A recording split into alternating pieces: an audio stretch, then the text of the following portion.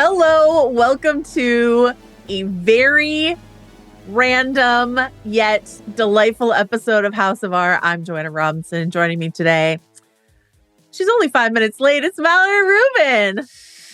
Joanna, my density has popped me to you.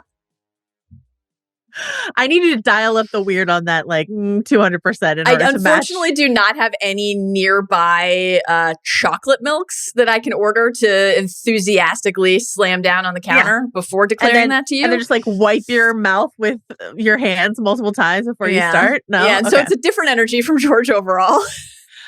We are definitely going to be celebrating the weirdness of George McFly a little bit later on. We are here to talk to you about Back to the Future. It's the 40th anniversary of Back to the Future just a few days ago. So we are here to celebrate this perfect slice of movie history.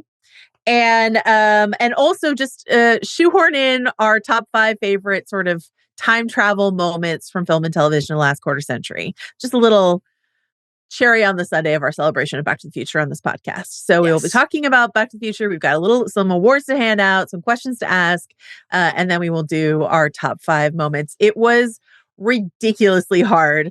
As hard as top 10 speeches was to do in our sort of full best of the quarter century podcast. Narrowing down to 5, you're like, how can I do anything but just like the absolute hardcore basics here at 5? You know, Listen, let's just say it. This was a nightmare. Yeah. We're having so much fun with this series, but it's like a complete torment. Yeah. I think that you can make the case, though, that the counterintuitively, the shorter the list is, the more you can free yourself. It's like the longer it gets, the harder it is to justify your omissions. Right. Here you're like, I just had 5. What could I do? Yeah, what could I possibly do? Yeah, what did you expect? Yeah. Also, in case anybody missed our explanation for this pairing, other than the very obvious, celebrating time travel, timey-wimey, because you might be saying 40 years for Back to the Future. Yeah. That movie came out in 85. That has nothing to do with the quarter of the century. We have decided to engage in some time travel of our own and use this as an excuse because it is the one of the most seminal installments in the time travel canon. What better time to talk about time travel? I think this is the time travel story. I mean, H.G. Wells might disagree, but like, I think this is it. Some quick program reminders before we get into all the time travel goodness. Later on this week, speaking of mind-bending storytelling. Yeah. Hot Nolan summer continues apace with Inception on Thursday. Can't fucking wait. So excited for that. I love that movie. Hot Nolan summer rules. This is the best thing we've ever done. It's great. Amazing. And then Superman. Yeah. You and I are seeing Superman tonight. Yes. We're recording this on Tuesday. You and I are seeing it tonight on Tuesday, but we'll be recording about it later this week. And our pod will drop sometime over the weekend of our sort of dive into the James Gunn version of Superman. How much of the pod, get it on the record right now, how much of the pod will be about Nicholas Holt's fashion tour de force during the How much of the pod will be about the dog, Mallory? Well, if you say 50 and I say 50, we've got a pod. Yeah, we've got a pod. That's all. These are our core interests. The dog and Nicholas Holt. And Van texted me the other day. He was asking me if I had seen it. And I was like, not yet. No. And he was like, he was talking about how divisive it's been in sort of some of the early reactions or whatever. And I was like, I'm just really here for Lex Luthor, which is not something I thought I would say a couple years ago, but here we are. And I can only be myself. So Superman is coming. And then we've got a little break. We've got something called Wellness Week here at Spotify. We've got a little break. And then we are going to San Diego Comic-Con. That's right. Before we July. Do you want to announce what our next best of the quarter century that we've just settled on pre San Diego Comic-Con, Mallory Rubin? We're doing villains. We're doing villains. Best We're villains doing of the quarter villains. century. So hobbitsanddragons@gmail.com if you want to nominate a villain from, House of R friendly film and television of the last quarter century. Since the year 2000, who are the top 10 villains? And you can define villain however you like. I'm excited to see how much of the podcast centers around, what do we mean by villain? And you can pick a villain based on how much you just delight in them or how much they truly terrify you or whatever the case may be. So hobbitsanddragons@gmail.com if you want to participate in that. The boys, the Midnight Boys, we should say pew pew, coming off the Midnight Court episode. Incredible work from the boys. We'll also, of course, have their Superman instant reaction later this week. It's a lot. It's a lot, Mallory Rubin. How can folks keep track of everything that's going on? Here's what I would recommend. Follow the pods. Follow House of R.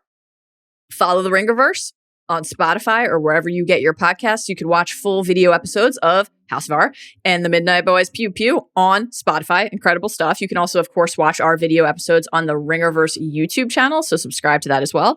And you can follow the Ringerverse on the social media platform of your choosing. We are on Instagram, TikTok, Twitter, and Joe just said, send us your nominations for best villain of the quarter century so far. Send us your emails about anything you'd like. Superman, Inception, Nicholas Hoult, dogs, please. Yeah, it's all of it. Any of it. The inbox is open. hobbitsanddragons@gmail.com. Joanna, back to you in the studio for today's spoiler warning. Oh, thanks ever so much, Mallory Rubin. Okay, listen, what are we going to be spoiling? Back to the Future franchise. Mostly we're talking about the first Back to the Future movie. Hopefully a movie you've seen. A lot of people have watch it right now. Yeah, go watch Back to the Future. Guess what? It's a perfect movie. It's on Hulu. Go watch it. But you know, we might talk a little bit about Back to the Future 2 and 3. We don't have huge plans to do so, but you know, that's on the table. Definitely. Also, on the top 5 time travel moments. Yeah. Just as with the speeches caveats, I really only have one that I feel like is a major spoiler that I plan to sort of give everyone due warning to skip ahead if they don't want to hear it. But the rest I think are fairly, you know, not big twists or turns necessarily of the plot. So that's, but we, you know, if we feel like something is tender inside we'll note it before we talk about it. All right, 40th anniversary. Shocking stuff. Where has the time gone? I mean, genuinely. Let's go down to our opening snapshot for Back to the Future.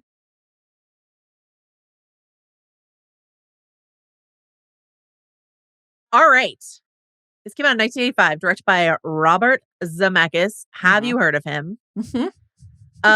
Before he made this movie, he had made Used Cars, which was a bit of a flop, Romancing the Stone, which was a huge, massive hit, the latter of which got him the green light on Back to the Future, a project that he had been trying to make for like 5 years. Yeah. And after he made films you might have heard of, like Forrest Gump, Death Becomes Her, Contact, Flight, and then a bunch of CGI goop.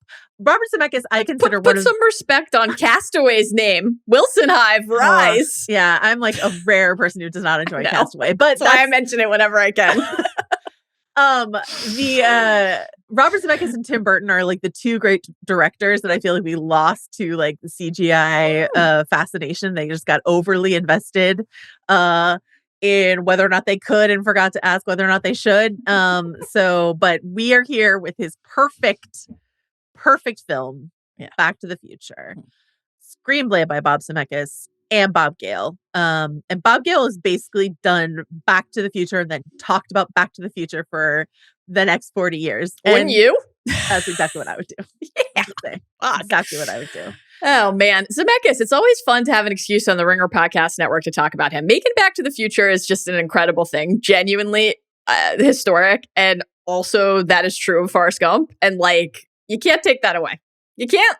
That's some true. Weird sex stuff in both of those movies. Fair enough.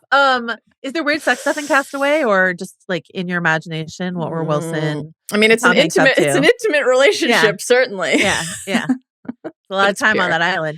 I mean, I might have said this to you before on a pod, but I watched Castaway quite late, like just a few years ago, and it just did not hit for me. Mm-hmm. And I think probably if I had seen it in the theater with everyone else, I would have been like, wow, that volleyball, incredible. But I think it had just been like, I had absorbed it too much via sort of pop culture fumes before I watched it. So when Wilson starts to bob away on the open sea, you were not like, I was drowsy. I have never been moved so deeply by anything I've seen on screen. Interesting. In fact, no. Okay. This movie, which was tough to get made. wild. Is basically exists because of Steven Spielberg. Yes. Steven Spielberg champions this movie. The opening title card is Steven Spielberg Presents. Yes. Back to the Future. He exec produced this with Frank Marshall and Kathleen Kennedy. Have you heard of her?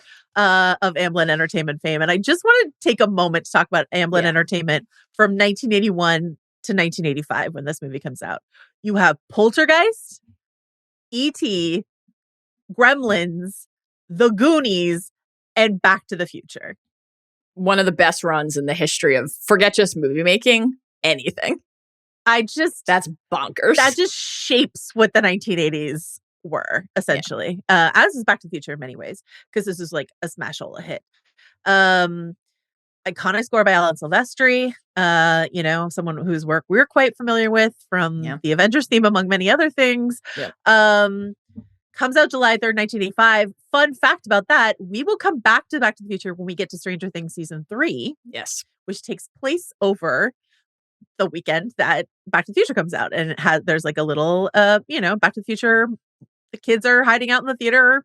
Back to the Future is playing. And then a very stoned Robin and Steve are trying to explain the plot of Back to the Future. It's top very memorable. Top tier stuff. I might be mentioning it again later today. Okay, great.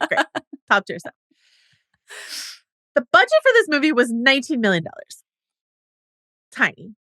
Quite small. The worldwide box office in 1985 was $388.8 million in 1985. And this is the number one film at the box office that year by a fairly comfortable margin. So made on a fairly economical budget, makes a crap ton of money, and everyone who passed on this movie looks like an absolute dumbass.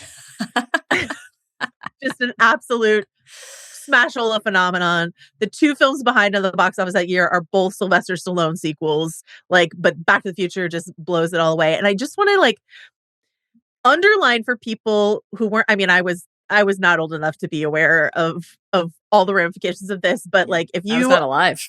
Mallory was not yet alive. We're about to get to Mallory's origin story in just literally 1 second. But that's right. But if you weren't around at the time, I just want to let you know that in 1985, Michael J. Fox was not only in the number one film in the world by a wide margin in a time when way more people went to the movie theater, but he had the second highest rated TV show in the US, season 4 of Family Ties, with a staggering 30 Nielsen rating. And if you're like, Joanne, I've never understood how to read the Nielsen ratings, I don't bother. I don't blame you. Mm-hmm.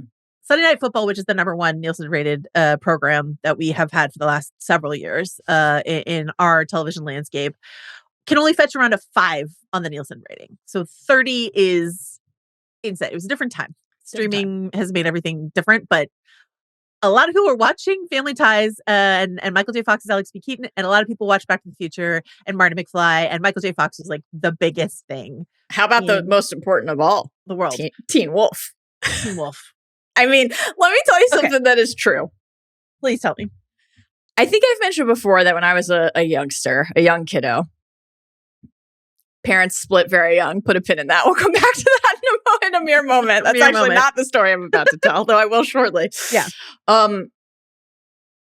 When my sister and I would go to my dad's every other weekend, we had like a number of movies in the rotation, things that we would watch when we were kids. We watched Clueless all the time. We watched Rescuers Down Under all the time, et cetera, et cetera, et cetera. A movie that I watched probably 9,000 times when I was a kid, Teen Wolf starring Michael J. Fox. And it just was like an inextricable part of my experience as a young person in the world. Obviously, it is not actually as important as Back to the Future and Family Ties, but at the time, it's very important. It was to me. I will also, and I feel like I'm doing a great job explaining my phenomenal film taste when I say Castaway, meh, but Teen Wolf 2, starring Jason Bateman, I'm a fan. I'm a fan of Teen Wolf 2. I'm a fan of Teen Wolf.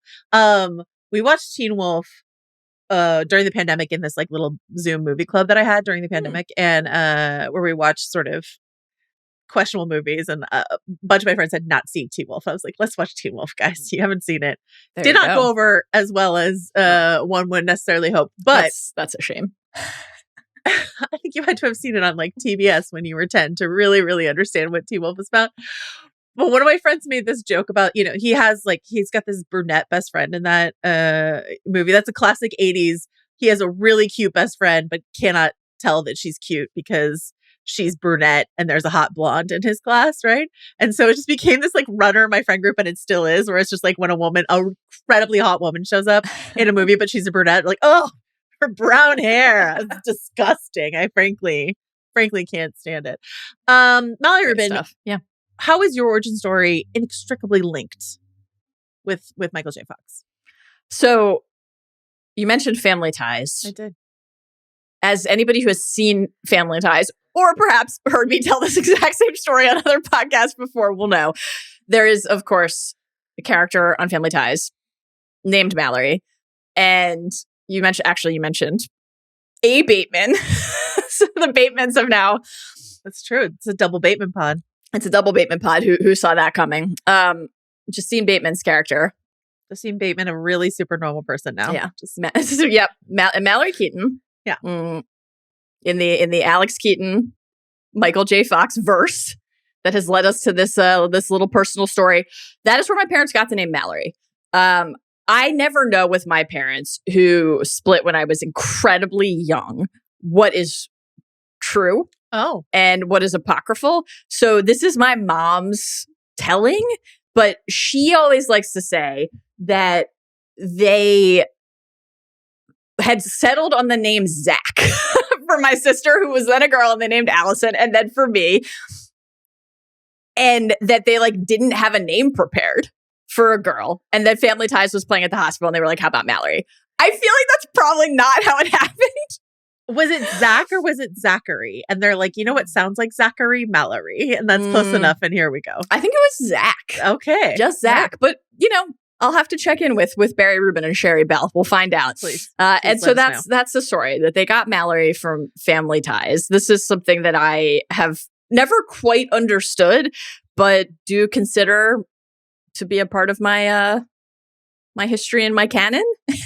And thus a part of my relationship to Back to the Future or anything else that Michael J. Fox is in. When you told me, because my memory is so Swiss cheese, like when you like put a note in the doc about that, I was like, wait, are you named for Mallory Keaton? And then you were like, yeah. And then I was like, oh, she's definitely told me that story before. We've definitely talked about this, perhaps in the context of WandaVision, who's to say? But anyway. Growing up, there was a Mallory and the Babysitters Club, and that was like obviously a big thing in the era of our youth. And I would always be like, nope, it's not that Mallory. It's Family Ties. Mallory Keaton, a very powerful person. Okay. This film was nominated for 4 Academy Awards and won. Let me tell you something. Should have been more. Oh, should have been Best Picture, honestly. Won for Best Sound Effects Editing, but it was nominated for Best Original Song. Sure, of course. Huey Lewis and the News, they're here. Best Sound, Best Original Screenplay. And I agree. Absolutely. Because something that is so satisfying about watching Back to the Future and rewatching Back to the Future over and over again, it's the same thing that's satisfying about one of my favorite films of all time, Tremors, is that this screenplay is like a puzzle. Yeah. And it just, every single scrap of information that drops in the beginning before we go back is like comes back into play. Every single thing is there for a reason. And it just links together so satisfyingly. And it's just so precise and without being overly complicated. It's just like extremely legible, really easy to follow, especially when it comes to timey-wimey paradoxes, which we're about to talk about in a second. Making all of the rules of that pretty clear, even if they fudge some things, which we will also talk about a little later. And while being like extremely fun and extremely sort of heartwarming and uplifting and also a bit creepy because Lorraine McFly wants to fuck her kid. Yep. So it's true. And it's just, it's not even like incidental. It's just a core part of the story. It's just really is important. The central drives the plot. Incredible stuff. Genuinely amazing and astonishing. That really, I mean, we'll talk about obviously all of the aspects of the screenplay and the story, time travel or otherwise that continue to just like delight all of these decades later. Yeah. But I really agree with what you're saying. I think that like one of the really like not only consistently rewarding things about revisiting it, but one of the just impressive aspects of whether you're casually consuming it or like actively studying it, of returning to the story, the pacing, the plotting, the brilliance of the setup is so nimble. And like, all of we'll get into again, like all of the particulars of the loops and everything, but like even just,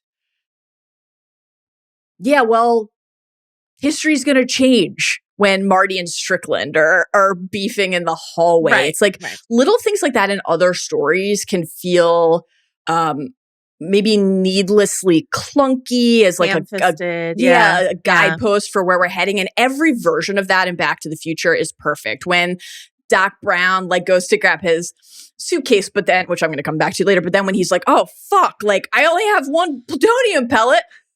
What? One pellet, one trip. I must be out of my mind. How do I ever expect to get back? It's like, right, we understand what the problem is going to be. Right. And we understand it in like an actually like kind of organic way that you would believe that character would like say and do. And one of my favorite examples in terms of just like the nimbleness and deftness of the structure of the script is taking something that should be and is initially presented to us as a story limit. Marty, you can't interact with anybody. And very quickly repositioning it as you have to go.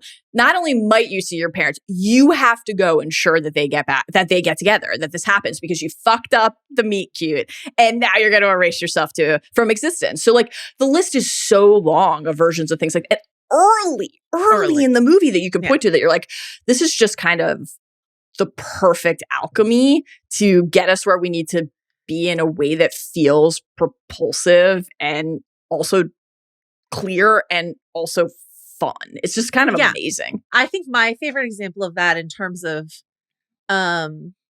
just how deftly it's woven into the plot is the clock tower flyer, which is like shoved into his, it's there phone number to interrupt a kiss. Right. So it's just sort of like this annoying lady is here to interrupt. You're trying to smooch Jennifer on a park bench. Huey Lewis is playing dimly in the background, like life is good. And then here's this lady with an annoying flyer. And then Jennifer puts I love you and a phone number. So it becomes this character moment of like, she writes, I love you. He is like dazzled by her, Huey Lewis swells, all this sort of stuff like that. And so you believe that Marty, of course, is like holding on to this flyer. So he has the relevant information that they need later. And it's all just like incredibly, it's not like, oh, I just happen to have this flyer about the clock tower. It's all like just that would be in his pocket. It just all fits together perfectly. And so it should have won Best Original Screenplay. I say, let's go back in time and fix that. This, of course, spawns a franchise. It wasn't intended to, like, sort of similar to what we were talking about with Batman Begins earlier in Hot and All in Summer, when you're like, how do you mean they didn't mean to make more when they had a Joker teaser at the end? This movie ends in a way that you're like, how do you mean they didn't mean to have more when it ends with Marty? Something has to be done about your kids. But they didn't plan to make more until it was the biggest movie in the world. And then they added a to be continued screen on the VHS home rental. But Back to the Future 2 comes out in 1989. Back to the Future 3, 1990. They were shot simultaneously. Yeah. Back to the Future musical, which our producer on this episode, Jesse Lopez, was just giving us the download on before we started. Yeah. So, and video games, comic books, pinball machines, et cetera, et cetera. It's just like an absolute chokehold on the 80s and into the 90s. And I think in many ways defined the decade to a certain degree. So it's incredibly important and fun. And that's why we're here to talk to you about Back to the Future. I think that like something in terms of both this film individually and the franchise overall, even though obviously it's really, I think, really fun to discuss both parts 2 and part 3. And those films are to some not as good and to others beloved and adored. Like there's more variance with the reception to those movies. Of course. Yeah. But this movie is like a pantheon film. And that's, I think, as close to like a universal opinion as you're likely to find. And the franchise has that standing, even though 2 and 3, while like really good and really fun, are not, you're maybe like, we're at like a A++++ with the first one. And then, okay, I'm going to debate is this the B+ and A-, like whatever, right? I actually, you know what? Gotta tell you, I think 3 is underrated. Just throwing that out there. Yeah. 3 is just 3. A fucking delight. 2 is the one I've revisited the least. 3 is the one I will go back and watch because I actually really quite enjoy that one. 2, I think, is a bit messier. I remember when they came out and I was just like, and the general opinion was like, these are not as good as the first one. And they're not, but like over time, they've sort of grown in our estimation. The hoverboard takes a chokehold on conversations about anything. And so 2 gets elevated that way. Mary Steenburgen is just like an all-time great performance. And Clara, you have my heart now and always. Absolutely. Also, shout out Copernicus. We're going to spend a lot of time talking about Einstein today, but let Copernicus have his moment. And yeah, to that point, like the growing in esteem,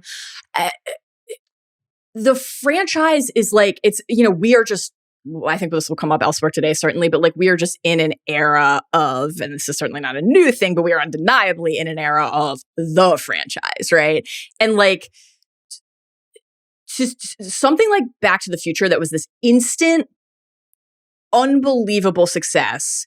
And over 40 years is no fucking joke. That's a long time to have something where like whenever you come to it for the first time, whether or not you have any relationship to the 80s or the 50s or Nike Mags or the Chicago Cubs or whatever the case may be. Right. You're like, this is just the fucking best.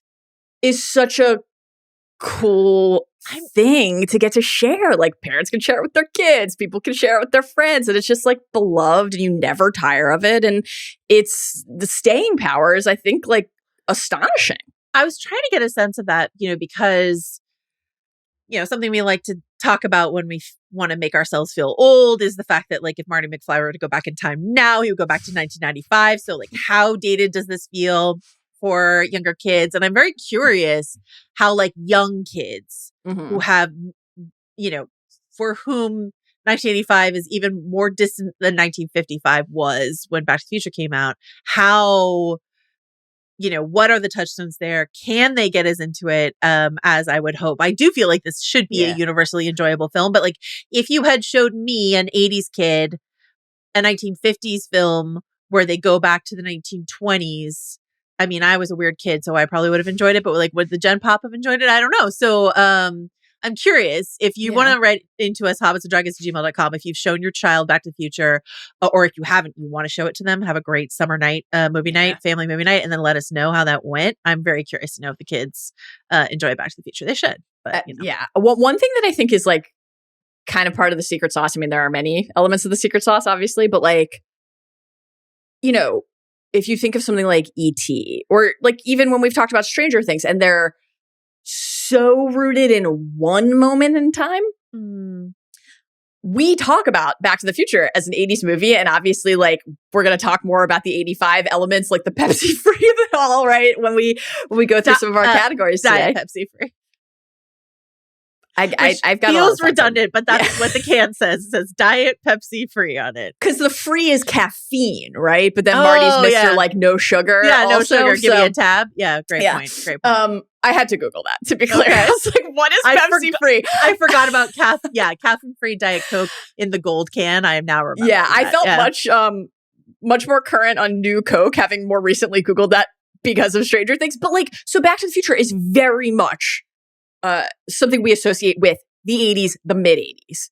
There's some iconic 80s shit in this movie, but we're in the 50s. We're going to be in the future. We're going to be in the old West. We're going to, across the franchise, move throughout time. Right. And so it is, I think, like despite it being so 80s core, a little less essential than it might initially seem to have some sort of like appreciation of, interest in, attachment to the 80s. One thing that I remember, so Bill, Sean, and Chris did this for the rewatchables at the 35-year anniversary. Of course. Again, we're fucking all ancient and washed. So that was already, for those doing math at home, half a decade ago. Right. I remember at the time Bill saying on the pod that his son Ben watched the movie for the first time. Yeah. As like at that time, a young teen. Yeah. And like thought it was the best thing he'd ever seen. Great. Just in the world. Love it. It's like, that was so fun and cool to hear. Ben Simmons is a very cool kid. Yeah, I hope that this is like an eternal story that always hits. It should always hit. And to your point about we spend way more time in the 1950s than we do in the 1980s.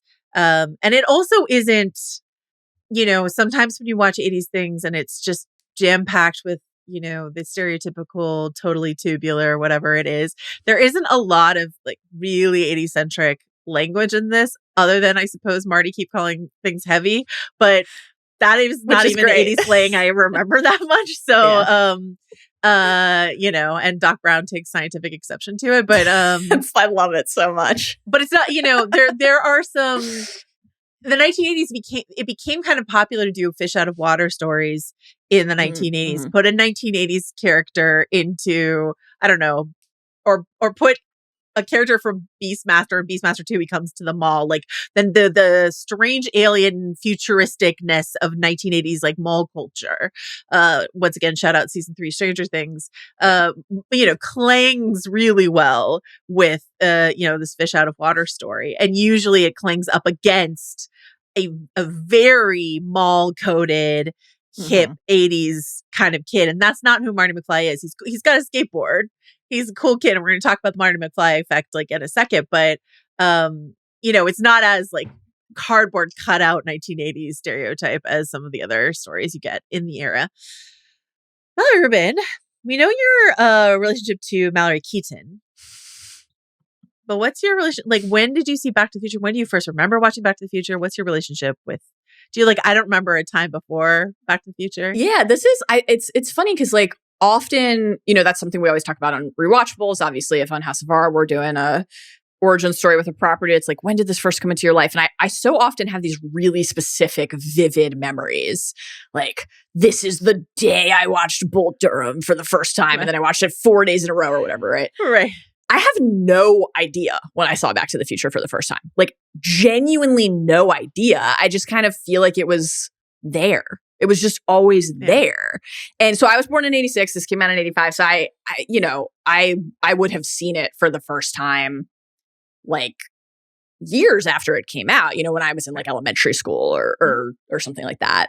But it just kind of feels like something that was always just a core part of a viewing experience, and also a reference set, in a way that's really fun to track over time. That's the other thing about the staying power, where it's like the ever-present nature of Back to the Future as a touchstone on the time travel front and other timey-wimey stories is like such a delight. I do remember revisiting it. This is like the 9th time already that we've mentioned Stranger Things season 3, but that was a fun excuse. Not that you ever need an excuse, but that was a fun excuse when season 3 came out because of what you noted. It's playing at the theater, they see it, to just like, all right, well, fuck, now this is on my mind. I can't wait to boot it back up. It's like, that's also been a fun part of just the fandom over the years, is kind of like, you never go too long without something reminding you of Back to the Future. And then you're like, is it time to just like watch the entire trilogy? Like, right now. Yeah. So that's just like, we are the Rewatchables, binge mode, Storm. Like, we spend a lot of our life rewatching and rereading things that we love. It's kind of like a core part of our relationship with stories. And, Back to the Future is like a part of that for me as well, where it's just like, it's always a fun thing to revisit. Adam really loves it. We love rewatching it. I told you the other day that he was like, 4K set, here we go, to add to the all the prior versions that he already has. So yeah, it's just like kind of always delightful and always fun, and like to see how many other people love it. I sent you that Letterboxd reel of like all they posted on the Letterboxd socials. I think the other day for the 40-year anniversary. Like, here's a mashup of all the people who have listed this among their top fours. Films. Yeah, and it's not surprising, of course, but you're like, right, this is just like a central defining part of the movie-going experience for a huge swath of people who love or make movies. Yeah. And that's just so fun. What about you? This is a random couple. I have so much to say in response to this. A couple things. One of the things that I love that Letterboxd does when they hit someone who's already given them their top 4 is to say, do you know what your the movie that you've done that shows up most often in people's top 4? Yeah. And that's always fun to think about. But Back to the Future, and it cuts across like generation, genders, et cetera, et cetera.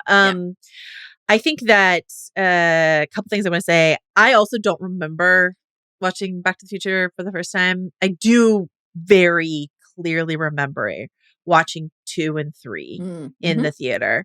And I'll come back to that because I had like a really like key in theater experience watching one of it was like in my development of understanding how things work, a moment in the theater.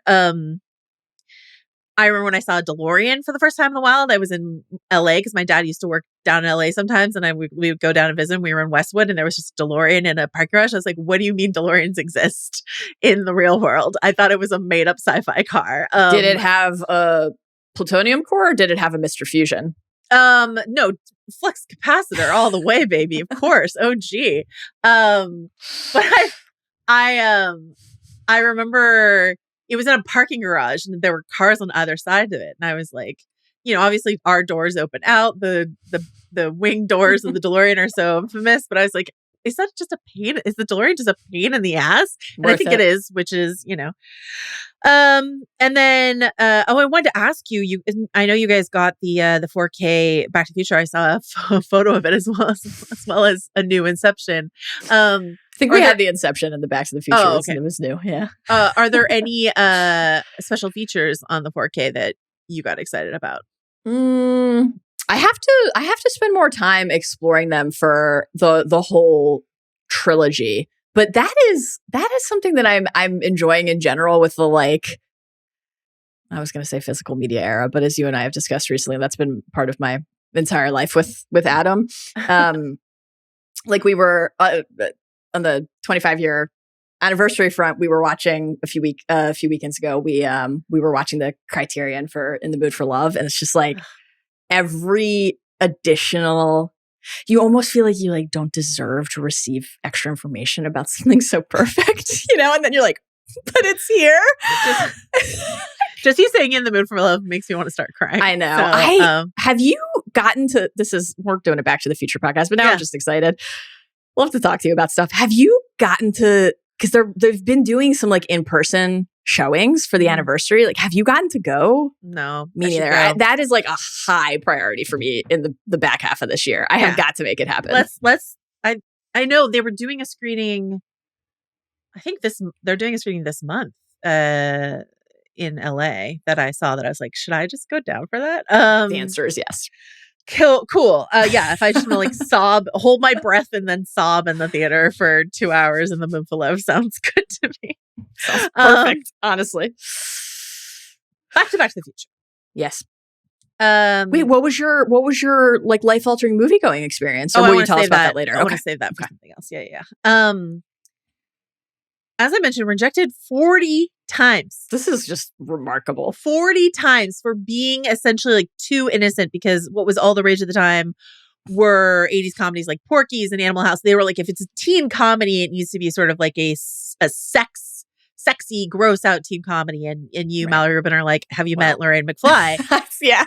Disney also rejected it because of incestuous horndog legend Lorraine McFly. They were like, the incest stuff is too tough for us here at Disney, so it's not a Disney film.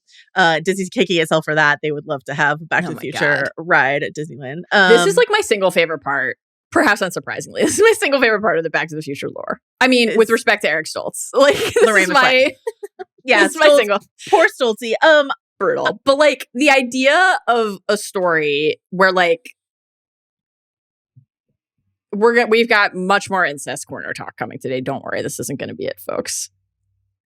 At one point, there is an actual subtitling panting. Yeah. Panting. Yeah.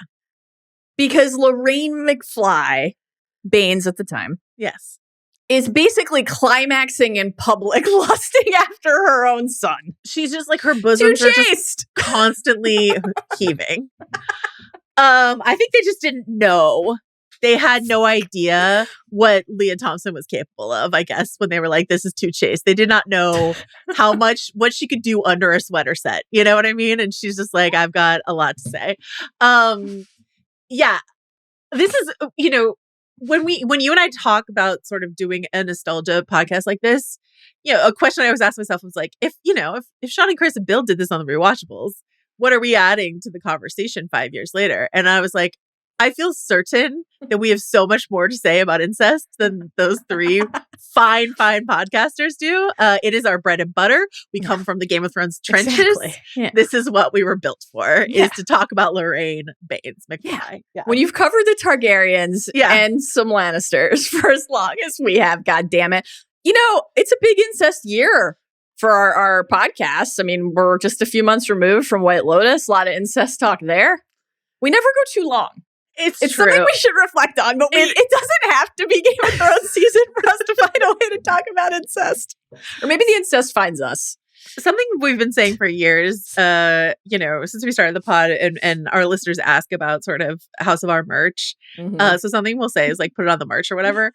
Mallory saying in our notes yesterday something about when I was like, it felt right to end on incest. And you're like, put it on the merch. I was like, that's just the one thing I would ever push back on.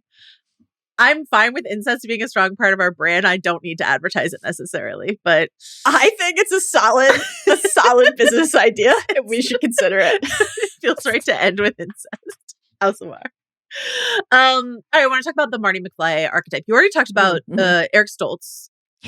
Was famously cast. They shot. You can watch it on YouTube. Scenes with good old Stoltzy.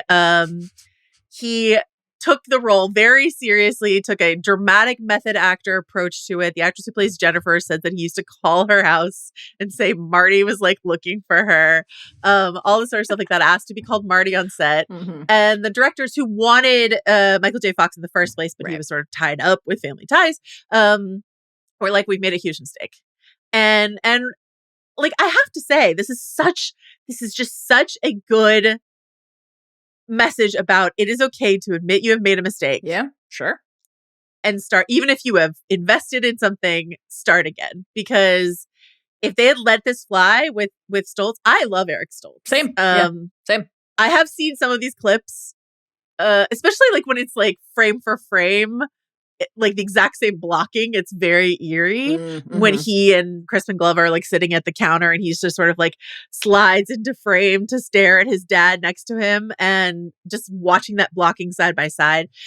Michael J. Fox has just such great comedic timing. It's just not what Eric Stoltz was here to do. And so imagine this movie with the wrong guy as Marty McFly, and then Back to the Future just doesn't become as what is that timeline? What is that horrible alternative future where Back to the Future is a flopola and then you don't get Castaway or something like that? You know? Well, it sounds like one of us would be celebrating in that scenario. One of us would be mourning.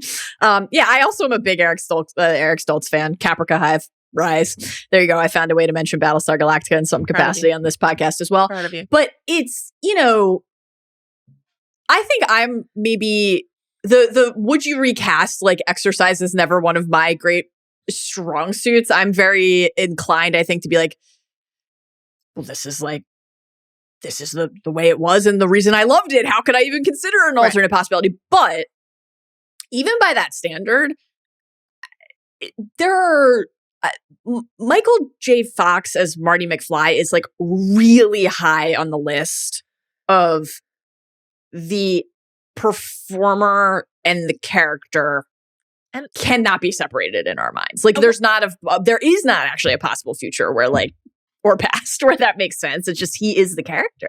What's wild to me is that I, with love and respect to Michael J. Fox, who's an absolute legend, I don't think of him as someone with a huge acting range.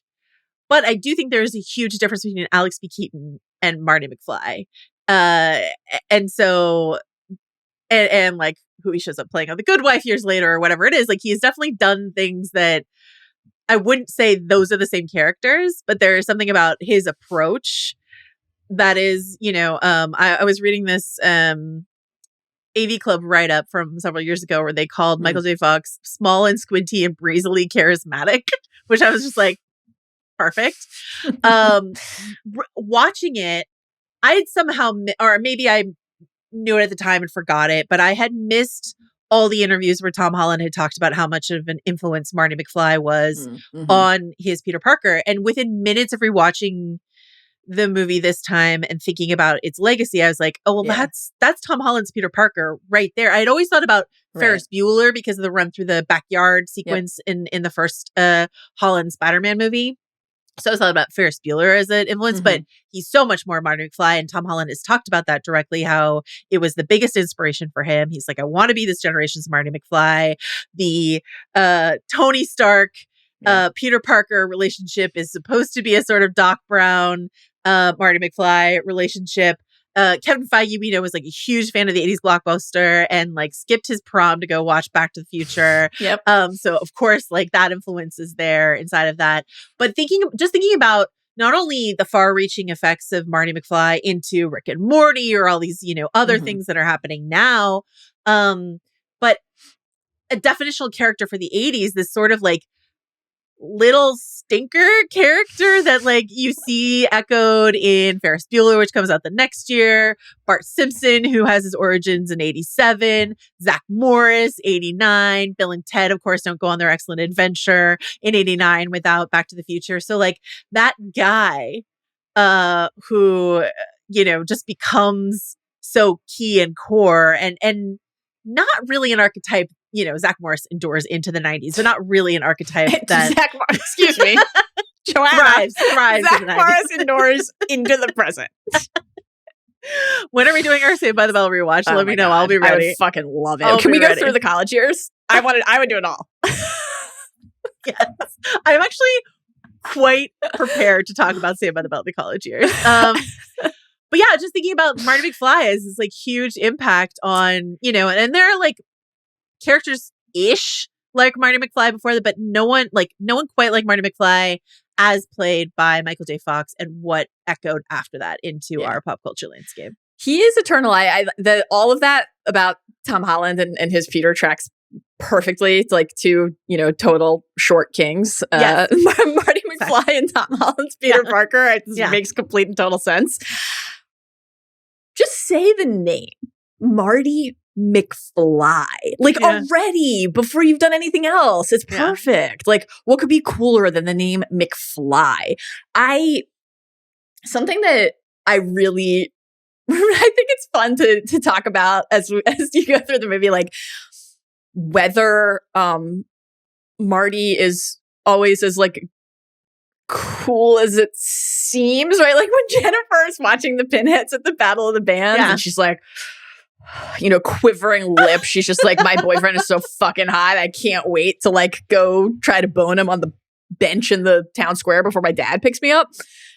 You're like, Marty really made this all work for him. This is kind of amazing. The thing that is like so incredible to me from first viewing all the way to now, I love to overuse the word iconic, as you know, but Marty McFly like really deserves it. He's an icon. Truly. Marty, from the moment we are introduced to him in the just masterful opening stretch in Doc's clocktastic lab, the kicking of the skateboard, the Nike Bruins, the jeans, the red t-shirt, the button down over it, the suspenders, the jean jacket with the very CR core pin on the jean jacket. Marty McFly, he's about to pick up the guitar, blow the amp, is super hot girlfriend, planning a trip to the lake, effortlessly cool. In a nerd plot.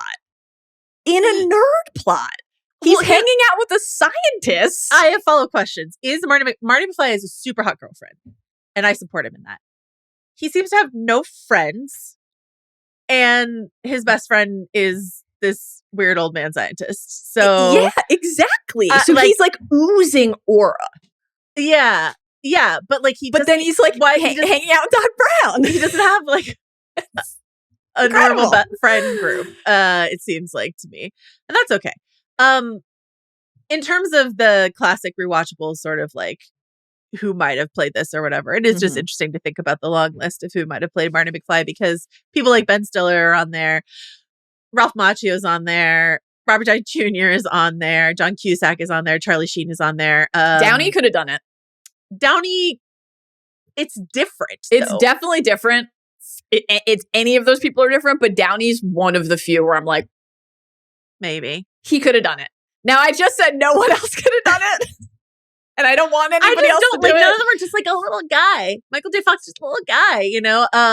Matthew Modine is really interesting to me because I don't know if I've ever told you this story, but like I have prided myself all my life on my movie knowledge, my ability to identify an actor, all this sort of stuff like that. I almost never make a bet unless I am extremely sure about something.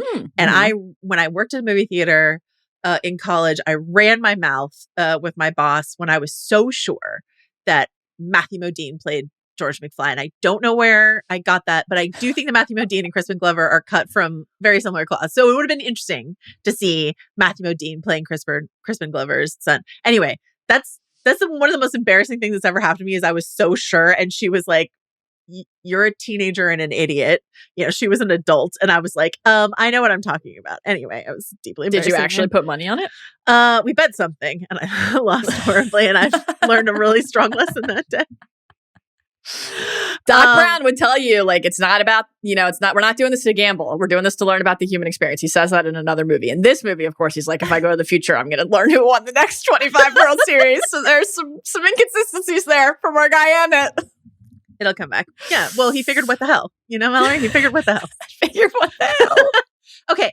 We want to talk about, since we are going to talk about some other time travel stories briefly at the end, we want to talk about how this fits into the scope of time travel as a storytelling device, something that we like to talk about a lot. We haven't had an opportunity, other than Doctor Who, we haven't had an opportunity to like really go in depth on a time travel centric show, but I would love that because, the idea of talking about these various flavors of paradoxes, etc., is really, really interesting to think about. As I mentioned before, this is not just a time travel story. This is a cultural fish out of water story, which is, something I always love watching. But as you mentioned before, it's something that's got a double ticking clock on it in terms of like propulsive motion. Marty has to reunite his parents before he gets erased. And once again, we have like very clear, there's a photo that we're watching and we're watching body parts disappear. Conveniently, Marty is the youngest, so I guess he stays around the longest. Yeah. So that's a ticking clock we have. Yeah. And then get the DeLorean to the clock tower before lightning strikes because we don't know where lightning will strike again. So these are like our two ticking clocks. We're constantly out of time. We're constantly racing around. And it's just like extremely fun in that regard. And something that I love tracking across this movie is like all of the timepieces. We start, of course, with like all the clocks, as you mentioned in that scene where we get Marty McFly's sneakers before we get his face. All of Doc's clocks are slow. The DeLorean is faulty. The clock tower is broken. Marty's watch is wrong. Like all the time is wrong and out of joint constantly across this film in this really fun, like background kind of way that I really love. One of my favorite little aspects of the introductory phase of the film where we're kind of just acclimating to the characters in the world is the idea that Future Boy is always late. Like, I just love little shit like that, exactly. For tardies. Yeah. The genre mashup, certainly this is a Mount Rushmore time travel tale, no question. It is a sci-fi story. It's also just an incredible action adventure story. It is an incredible family drama. Very dramatic on the family front. It is. Are you thinking about Uncle Joey? It's a jailbird Joey. Jailbird Joey. Get used to those bars, kid. Incredible. Brutal stuff for Jailbird Joey. I thought that the themed icing choice on the cake. Listen, who knows how much vodka Lorraine had at that time? Boy, really she had something. To get the multicolored gel pack to decorate that cake. Of course, had to go all in. It's a story about slices of American life and the Hill Valley, like this small town, USA, across different periods of time and history, like the mall, your car, your dog, your girlfriend, your band, the lake, your mom wanting to fuck you. Like, what part of that is not going to be relatable to anybody watching? Not everybody's traveled through time, but you've probably experienced most of the other stuff, most right? of them. Not all of them. No. There are, what I love about Back to the Future is you can go as light as you like on this. You could just Diet Pepsi free skate your way through this movie and have a great time. And then in sort of reading up on this, there are people who have gone quite deep on Back to the Future, which is also really fun. People who like to think about paradoxes and time travel and all that sort of stuff like that. So there are competing theories about how time travel actually works in the Back to the Future universe, and similar to sort of the Terminator franchise. The more sequels you do, the more complicated you've made your premise. Your simple premise that works in the first one, then you sort of make it weirder and weirder as things go on. But this is what some people call a single timeline time travel story, where you go back on the timeline and the things you do in the past influence the future. So when you go back to the future, things have changed, et cetera, et cetera. However, there are nitty gritty details, and we'll get into some of our nitpicks, that where people would argue, actually, this is a time branching story, because Marty comes back to the future with no memory of having grown up with parents who want to fuck each other, or who aren't losers, et cetera, et cetera. The Marty McFly we meet is the same Marty McFly who left, and so has he actually supplanted other Marty McFly who is in this other future? Again, you can go as deep as you want to with this sort of stuff, but it falls into really classic tropes: the grandfather paradox, predestination paradox, Marty nearly erasing his own future. How can Marty travel back in time to push his father out of the way of the car? Marty has to exist in the first place. In order to exist in the first place, his father had to have been hit by the car. So how does any of that? That's just like the fun little pretzels you can work your brain into when you're thinking about Back to the Future. Yeah, I really agree. I think that it exists. I mean, not in a unique, unoccupied by any other story space in that sense, but is a really good example of a time. There are some time travel stories that you cannot watch or consume casually. It's impossible, and So I think the ability to kind of calibrate the degree of your interrogation is really fun. I think also in general, maybe if you're consuming a lot of sci-fi and a lot of time travel tales, you have a very specific belief for I'm just tearing through my quantum mechanics at home, and I have a really strong opinion on how this goes. Maybe you don't, and you're really interested in seeing different explorations of different possible permutations and different stories. Sometimes time travel tales think about every question that somebody might have, and some don't, right? In some, that's the point, to really interrogate that aspect of scientific inquiry and our place in the universe. And sometimes it's more of a device to explore something about a human interest aspect of your story. There's a million versions of this. And I appreciate this aspect of the Back to the Future franchise, that it really does, I think, welcome and invite good-spirited, fun debate. Yeah. But you genuinely don't have to think about that part of it at all if you don't want to.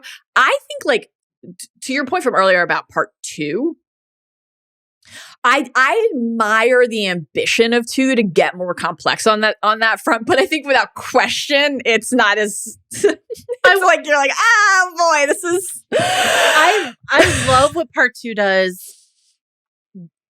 It is so satisfying to watch Marty sneak and creep around the margins of the Enchantment Under the Sea sequence. Yeah, to watch him. That is so fun.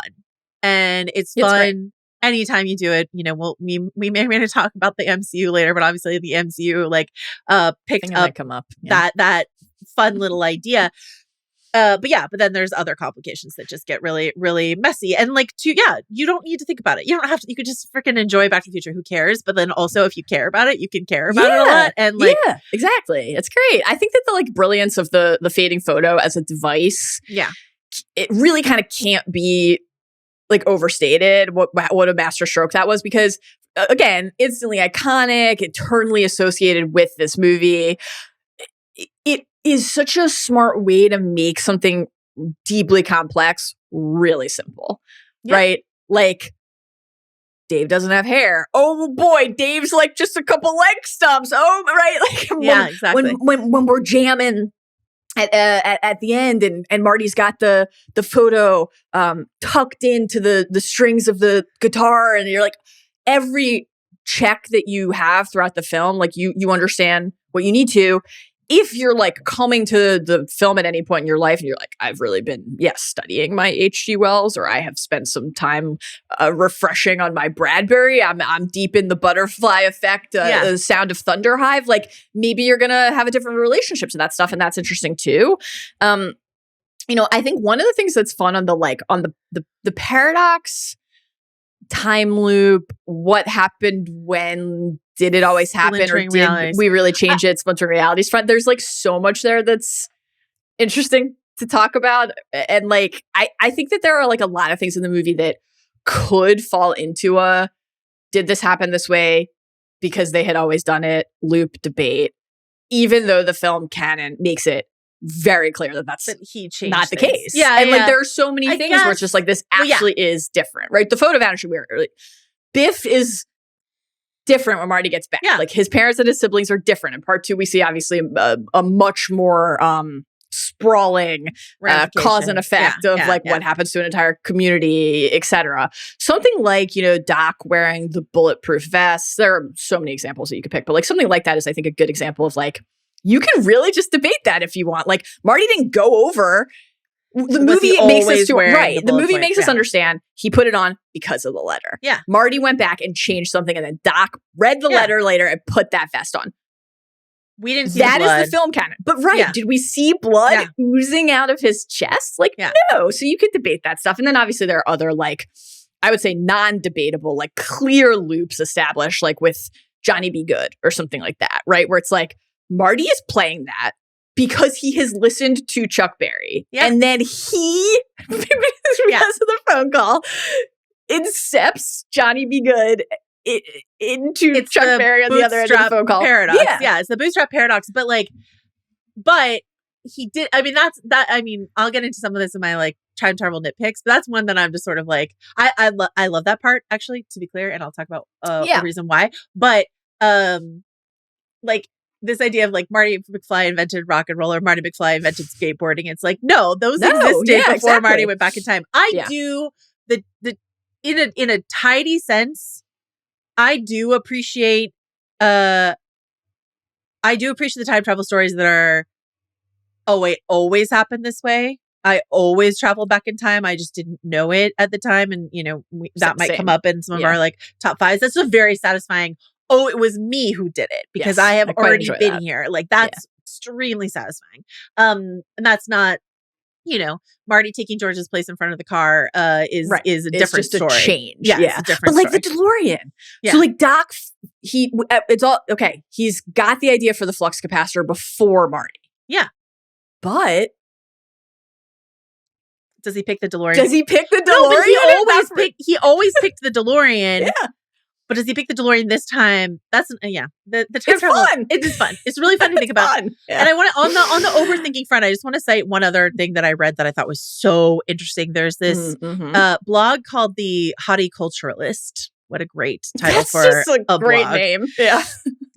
So on the like overthinking front, we're having a really good time. The author here is Ruth Bushy, and she has a section in her piece, some of which we've already touched on, about this idea of like splintering realities and stuff like that.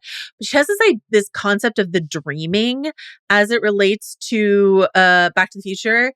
She says, and somewhat significantly, the film's portrayal of time travel mirrors the functions of dreaming. Both explore the fantastical yet avoid real disaster or death. They inflate underlying fears to their worst incarnations, i.e. being late means someone dies.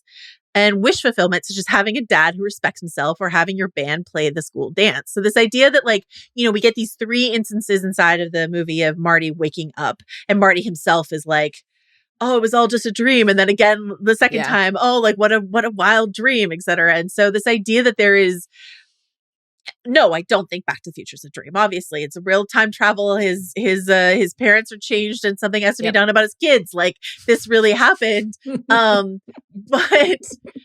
But this idea that his adventure has this sort of dream logic to it is a really cool way to think about it. So that was a really cool piece. The like hallucinatory quality to it is that's awesome. I love that. Anything else you want to talk about before we get to some of our specific questions about Back to the Future? I think the only other thing is just like, I feel very similarly to you. I really enjoy time travel stories where you're like, it always happens like, this way. We're always there. Yeah. I think that's really just really satisfying and rewarding as a puzzle, and also kind of an interesting, like, logical thing to think about. I think, like, increasingly these days, this is kind of like shifts for me over time, but these days I think just I'm like inclined toward, the multiversal, spawning new timelines. Like, you do something and and we should say across the entire franchise, there is the like, and we did this and now we're here, like, chalkboard moment later, obviously. But that's not the broad philosophy of what we're dealing with here. Right. All that said, on the single timeline, you go back, you do a thing, it changes your future front. The thing that I love about it is that it is so rooted then in the decisions that you make.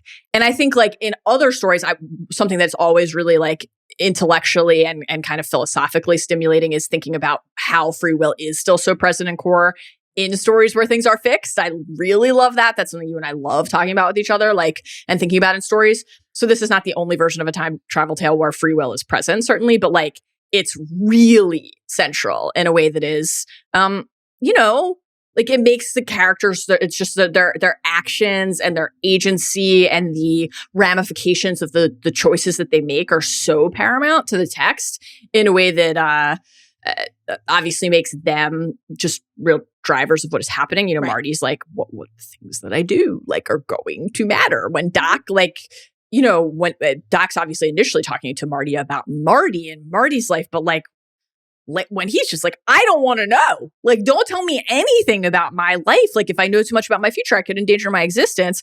All of the key people who have a certain degree of awareness are like, what does that awareness lead to and what does it mean? And that's just so interesting. I was thinking a lot about what are the opportunities inside of a time travel story? Like, what kind of stories can you tell? Yeah. We talked about this a lot with, like, Loki, which has a lot of time travel in it, but is, a multiverse story. Yes. What are the opportunities inside of a multiverse? And, like, a version that we love is, you can meet yourself. What is it like to meet a different version of yourself? What does it tell you about yourself, et cetera?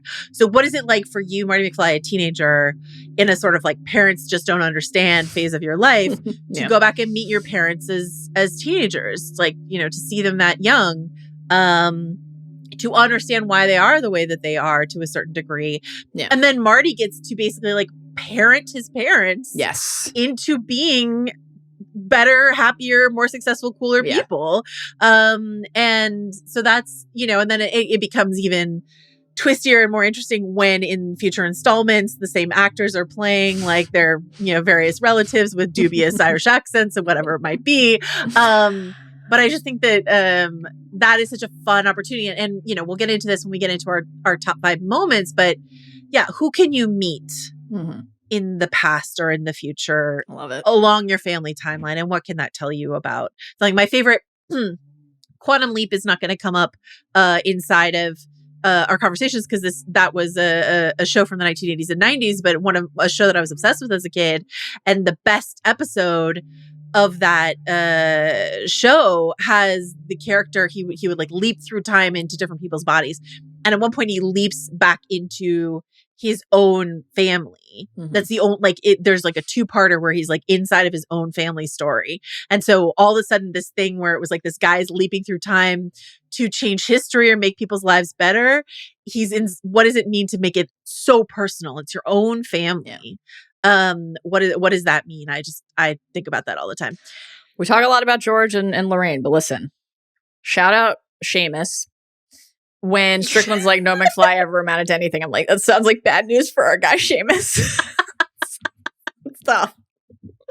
Oh my god, the ginger wig work on and facial hair work on those incredible on Leah and Michael's great stuff. Okay, we're calling this next section 1.21 gigawatts, aka 12.1 questions about Back to the Future. This is some of your best work to date on how many how many of a thing should we allow in a category, and how can we hook that to something in the story? This is just an absolute masterclass. Really stretching, moving that decimal point over and really stretching things. But this is a mathy science kind of story, so here we go.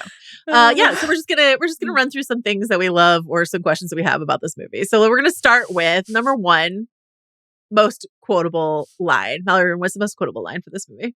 Okay, so obviously there are a number of contenders and things that people say to each other, and like I am tempted to just go with Great Scott, but I am gonna go with roads. Yeah. Where we're going, we don't need roads. That's paired with the DeLorean taking flight, which is one of the best moments in movie history. Period. That's the one. That's the one. And Christopher Lloyd's delivery of it too, right? This is the fucking best. Great. Like you get a chill. Yeah. Like for your entire body, you're just like, holy shit. Like, I was like, should I find something less obvious? And I was like, no, it's just, this is it. Perfect. This is it. So yeah. But a sub question we have here, which is not our point one. But anyway, what's an obscure-ish line that you quote or people in your friend group or family quote that maybe other people don't from this movie? Because I actually have several. Do you? Yeah. I had a few, and I don't know if I can say I don't want to claim that I routinely quote them, but I will say that I love them. Yeah. Okay. I'm gonna give you my top three. Yep. Doc on why he needs to pack for the future. Who knows if they've got cotton underwear in the future? I'm allergic to all synthetics. Frankly, remarkable. And then maybe my favorite line of the movie. Definitely rayon. I'm just saying. Okay. Yeah. This one will be coming up again. But I don't think that we collectively as a people, even though we've all spent a lot of time on it, have spent enough time talking about the fact that when Marty is like, where are my pants? Lorraine says, over there on my hope chest. I mean, this is like, this is unbelievable. On my hope chest. Because she wants to fuck her son. And she hopes that they'll get married. She's like, I'm just going to add your denims to the linens that I have in my hope chest. Remarkable stuff. And then we've already mentioned, our love of Clara in part 3. And I am really genuinely very partial to the Doc Clara plot. So I love now, like, going back to the first film. And when Doc on the school dance says, look, there's a rhythmic ceremonial ritual coming up. And I'm just like, you don't think that this guy can fuck? Stay tuned. Oh, yeah. This guy fucks. I have some startling Doc Brown information that I learned in research for this that I can't wait to share. No, nothing bad. Nothing bad. Just sort of like adds special new crunchy layers to Doc Brown. Okay. I can't wait. What are your my number one? Quotes? And these are genuinely, like, inside my friend group, genuinely things that we say to each other. It's Marvin, your cousin Marvin Barry. It's Marvin, your cousin Marvin Barry. Yeah. Stella, another one of these damn kids jumped in front of my car. That's an incredible moment. How many kids is he in? How many kids? Stella, another one of these damn kids jumped in front of my car. And then this is the most applicable. And genuinely, this is something that my friends in college and I would say, Tom, how am I going to generate that kind of power? And that's Doc Brown talking to a portrait of Thomas Edison. Remarkable. Tom, how am I going to generate that kind of power? And then this isn't a line, but a fun fact that I think is true and not apocryphal is when Marty has to put a cassette tape in his Walkman in order to scar his father for all time.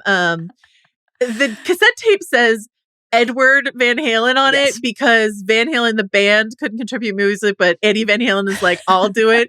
So it doesn't say Van Halen, it says Edward Van Halen. And so my friends and I called Eddie Van Halen Edward Van Halen for the rest of time because of that cassette. So yeah. I love it. Great stuff. Molly Rubin, what is the most 1985 thing about this movie? All right, I'm going to throw a few contenders at you. We already talked about Pepsi Free. Diet Pepsi Free can is top tier. Just unbelievable. And like not only just the Diet Pepsi Free itself, but like the exchange that you alluded to already when we go back to 55 and we're at Lou's. Give me a tab. Tab? I can't give you a tab unless you order something. Right. Give me a Pepsi Free. If you want a Pepsi, pal, you're going to pay for it. So like, I love the volume of like really great moments in the movie where specific time references unlock time travel humor. Like, you mentioned the other obviously great recurring example of that is all of the humor about heavyweight has something to do with it. The life preserver runner. The life preserver runner is very good. Okay, some other 85 things about the movie. I think that the moment when early in the film, George takes a box of peanut brittle and just pours like the entire thing out into a bowl for just a nice snack. That feels very mid 80s to me. Now I still enjoy a peanut brittle, but that's like this is my snack, just a bowl of peanut brittle. Very 80s.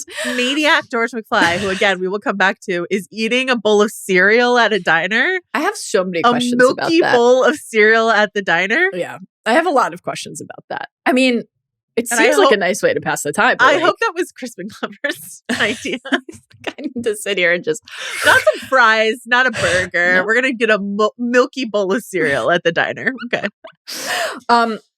On the food front, Dave, well before we've reset events, and he's like, Marty, I always wear a suit to the office. Our guy is rocking the visor and vest, true to the era for Burger King. Yeah.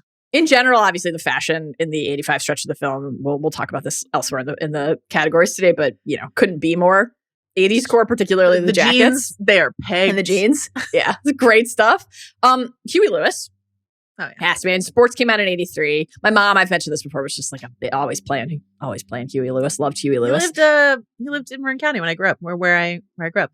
At the sushi place my family and I used to go to, like, how at the dry cleaners or whatever, they have like those portraits of celebrities that are signed. This is sort of like whatever. Huey Lewis everywhere. It was just one, and it was just Huey Lewis, like signed Huey Lewis portrait. Huey Lewis's kids went to my high school, and he would like show up to our. Wait, did he ever judge a battle of the bands at your school? Not when I was there, but he did show up to our Christmas concert. So that's still pretty good. Huey Lewis, a legend. Obviously Reagan being president, which also just unlocks some incredible humor from our guy Doc Brown. And the car, the DeLorean gets most of the press, as it should, but the Toyota SR5 that Marty left after the 4x4. Yeah. That's what I'm saying. The extra cab. Is that the car that Marty McFly wants? Like, that is that's a great looking truck. It's a great roomy bed in the back. For a trip he's up trying to the to lake fuck his girlfriend at the lake and just needs a place to put some sleeping bags down. I support that. But like, it's so garish. Okay. Diet Pepsi Free can, of course, kind of top of my list. But so at the beginning, when he goes into Doc's garage, we're going to talk about that later. And there's a news piece playing, and they're talking about the stolen plutonium. So that is like a little key thing that will come back. But as we pan away, sort of barely in the background, but if you have the closed captioning on so you can get it, is 12 wooden crates filled with cocaine washed ashore near Boca Raton, Florida yesterday. And if that's not 1985, I don't know what is. Just incredible. And then the Libyan nationalists just showing up speaking literal gibberish. Sounds very 1985 to me. This is the rewatchables has a what's age divorce category. It's wild. It's a lot. Do you have on your list?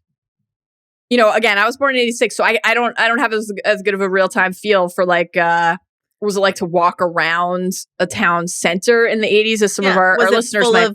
Porn exactly. You have anticipated my question. Was orgy American style splashed across the marquee in your town? I have that down in a later category. It's like maybe my favorite detail in the entire movie. Hill Valley is great. Like, they're supposed to be like, they're trying to show you, the 1950s were better and dreamier, and like, Mr. Sandman is playing, and the gas station attendants are so lovely, stuff like that. And it's like 1980s, it's tough out here in these streets. There's just like graffiti, graffiti and porn shops, and like a porn theater in downtown Americana. And I'm like, okay, I guess. Fantastic. Great stuff. All right. You requested, this is a special request from Valerie Rubin. Mm-hmm. You want to talk about your guy, your favorite character, Biff Tannen, your hero, the love of your life. Biff Never Tannen. said any of that. Best Biff-ism. Number 3. I basically, the reason that I requested this category was just to avoid the unlikely, but it needed to be eliminated at all costs scenario where we somehow didn't talk about the chase and the manure crash. Couldn't allow it to happen. Right. Because obviously the actual clock tower, let's send Marty back to the future action sequence at the end is like just unbelievable. That's the best action sequence in the movie. But this is a low-key close second. Oh, it's great. This is just the best. And obviously the manure crash for Biff ends up becoming much like, you noted Marty waking up and he's like, Mom, crazy dream. Or Doc's apologies for not building a to-scale model. Like these great recurring through lines across all of the movies. Biff crashing into some sort of vat of manure. Happens in every film. Part 3, it going into his mouth to that extent in part 3. Plus he has like a mustache. He has like facial hair, which is very tough for Mad Dog Tannen. Very tough. But it's all just great. I think that with respect to Mad Dog, who I actually like as a character, not as a person, to be clear. He doesn't want you to call him Mad Dog Joe. I think this is not a controversial opinion. I think the first film's use of Biff is the best, easily, right? No question. So, like, 2 is quite enjoyable. I think it's man slightly Biff. Too much Biff in the second movie. That's fair. Slightly too much. But yes, everything with the almanac, obviously, like, just, it's the best.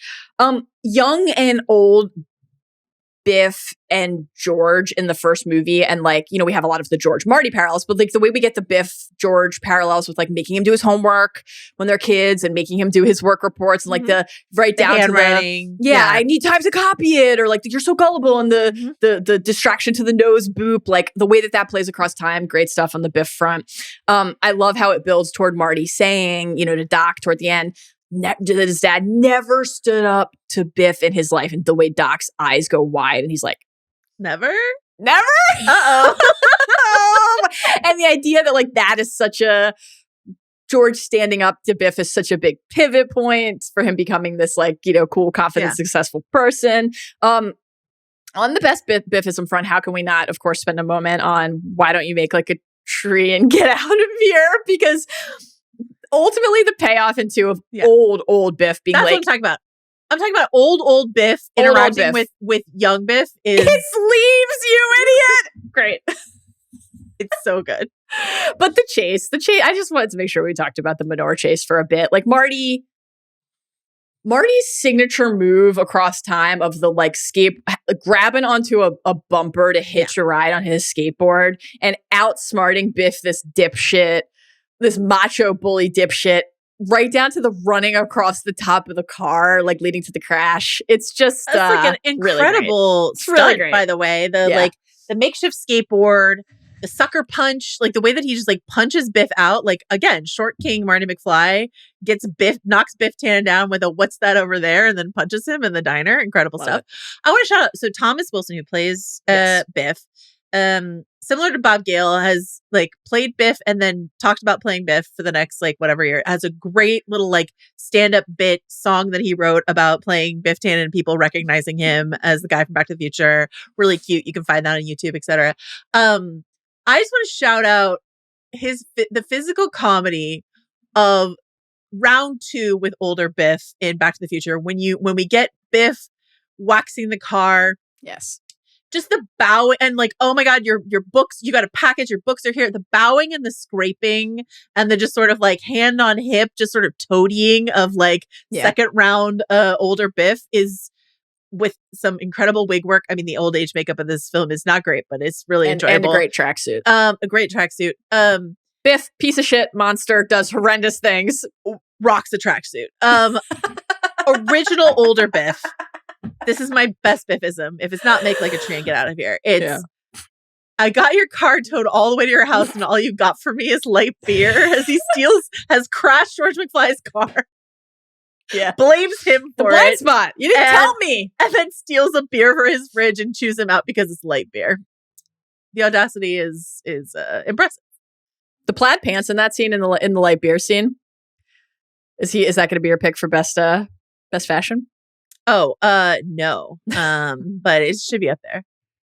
Okay, you mentioned this before, but like everything that is said before Marty time travels and then after Marty time travels have these like on rewatch fun little ironic zings them or whatever. So what's the most ironic statement from either Marty McFly pre-time travel or other people post-time travel? Like, okay, so I don't know if for you there were like clear this has to be my pick winners. I was like noodling on this one for a while, but I think I just went with a heart pick here. I went with something that like every time makes me laugh, not only because of the line, but because of what it is paired with visually. So this is after Marty has been hit by the car instead of George. Mm-hmm. We're going to talk more about all of the damn kids. Just all of the Lorraine Calvin stuff. This is as Marty is leaving. And Lorraine is basically in like a doe-eyed trance, gazing after him. And her father, his grandfather, says in response to his wife's observation that this Marty kid is very strange. He's an idiot. It comes from upbringing. His parents are probably idiots too. Lorraine, you ever have a kid who acts this way, I'll disown you. And she's just like, as he's saying this, she's just like, at her own son. And this is, of course, on the heels of... Please watch video of this podcast so you can see Mallory's reenactment of Lorraine panting over her child. On the heels of, like, you know, Lorraine's mom, Marty's grandma, saying, Marty, you look so familiar to me. Do I know your mother? You know, yeah. Yeah, I think you might. I think you do. Yeah. So I just thought everything in that scene in particular is delicious. Michael J. Fox does this sort of, like, creaky door delivery of like certain things, and that's one of them. And then later, like, Marty, are we ever going to see you again? I guarantee, yeah, you will. Okay. Mine also has to do with that sex positive queen Lorraine Baines. When Marty in the present day says to Jennifer, "I think she was born a nun," about his mom, not knowing that she liked to drink, she liked to park with boys, she liked to have a good time. She's almost 18. She's parked before. She's parked with boys before. Please. Okay. Oh my God. Best Biff-ism was for you. This one is for me. I'm calling it Crispiest Glover moment. I love Crispin Glover. Now that I know that it is Crispin Glover, I love Crispin Glover in this movie. I think, and like, in terms of the franchise, the fact that Crispin Glover is like, I don't want to come back, and so they just made a mask of Crispin Glover and put it on a different actor is one of the funniest things that's ever happened. But Crispin Glover, that consummate weirdo, being in this movie, and everyone else, I mean, you know, like Christopher Lloyd, we're going to talk about Christopher Lloyd in a bit. Christopher Lloyd, of course, is doing an eccentric Doc Brown, but no one is more eccentric. No one is weirder. No one makes an odder choice in this movie than Crispin Glover as George McFly. It's not even close. Starting with like the laugh at the beginning and everything that follows. So what is your favorite sort of weird George McFly moment? You should go first for this one. It's so hard to pick one. It really is. You don't have to pick one. But my top one is George dancing by himself at the Enchantment Under the Sea dance before he goes out to the parking lot. And he is just like grooving by himself in a corner next to like a Poseidon statue. And it's phenomenal. The laugh that I already mentioned. I think his delivery of last night Darth Vader came down from planet Vulcan and told me if I didn't take Lorraine out that he'd melt my brain, while his asymmetrical haircut is like sort of flopped over his face and his shirt is untucked, is top tier. And then also we already mentioned Lou, give me a milk chocolate, and the double wipe of his mouth before the whole density debacle is just like that's my pick. Really I do think this is a good excuse to just talk about some other George moments, but that's my pick.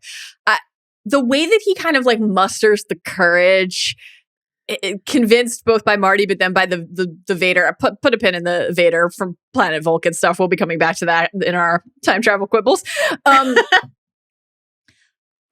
I love so much when Marty's like, because he has to give the invoke destiny and tell her how beautiful she is. And I love him how he's like, Jesus, George, it's a wonder I was ever born. Because George just has no game. And when he's like, can we fix this about the strings of hair that you just mentioned? And of course, from the beginning, from the Dave's kissing his dad goodbye on the head, and he's like, time to change that oil. Like George's hair is very central. Yeah. And he does this once, and I don't know, maybe other people don't feel this way about it, but I'm like, that just looks like a really expensive, like current hip haircut to me all of a sudden. It's great. And I just love what a complete doofus, but also a sweetheart he is in that approach to Lorraine with my density has popped me to you, and I'm George McFly, I'm your density. However, I do think we should use this as an excuse to talk for a moment on the heels of our recent Stranger Things season 1 rewatch and Jonathan Byers discussion to just acknowledge the fact that George McFly is a peeping Tom, is a creep. So much for the fucking bird watching lore. He is in a tree using binoculars to watch Lorraine McFly, to Lorraine Baines change. I don't know that we talk enough about, of course, Marty's got to get his parents together because otherwise he's going to be erased from existence. But it's tough to have to ensure you're not erased from existence by setting your mom up with her stalker, and then your plot becomes George, you're gonna come rescue the day because I'm gonna touch her how she doesn't want to be touched, all leading to Biff sexually assaulting Lorraine. This is wild stuff in the film. And Disney's like, no, thank you. Disney's like, no, not for us. And everyone else was like, we need it's too tame, guys. Come on. It's too tame. Too saccharine, yeah. Here's another George thing that I really, this is something I love in the movie. Well, that last bit was we've gone from love to we have some notes back to love. But the delivery of my dad's a peeping Tom is like great top shit. tier. Really great shit. On the Marty George front, when Marty seeks George out at lunch at the school cafeteria, he's writing a sci-fi story, and he sees that he's writing a story. This is like one of my favorite moments in the movie. What if, I wouldn't want to show it to anyone because what if they say it's bad, or realizes that his dad's exactly like him, and that pivot. Because George is like, what if they, what if they didn't like it? It would be hard to understand. And Marty's like, it's not hard to understand. Because that's what he's going through with his music, right? As we know. And it's, of course, just a very tender, sweet, young George moment. But to your point from earlier about realizing your parents are real people and seeing them in a different light and kind of just that shift in perspective for it not just to be like, oh my God, my mom wanted to fuck dudes, but also to be like, oh, this thing that I maybe thought was like a lame quality in my dad, which is his insecurity or his trepidation, is actually now common ground. I see myself in him because it's something we share. It's just so sweet to me. I really love that. Yeah, it's great. And then of course, so much of the story is to your point from earlier about how Marty has to parent his parents.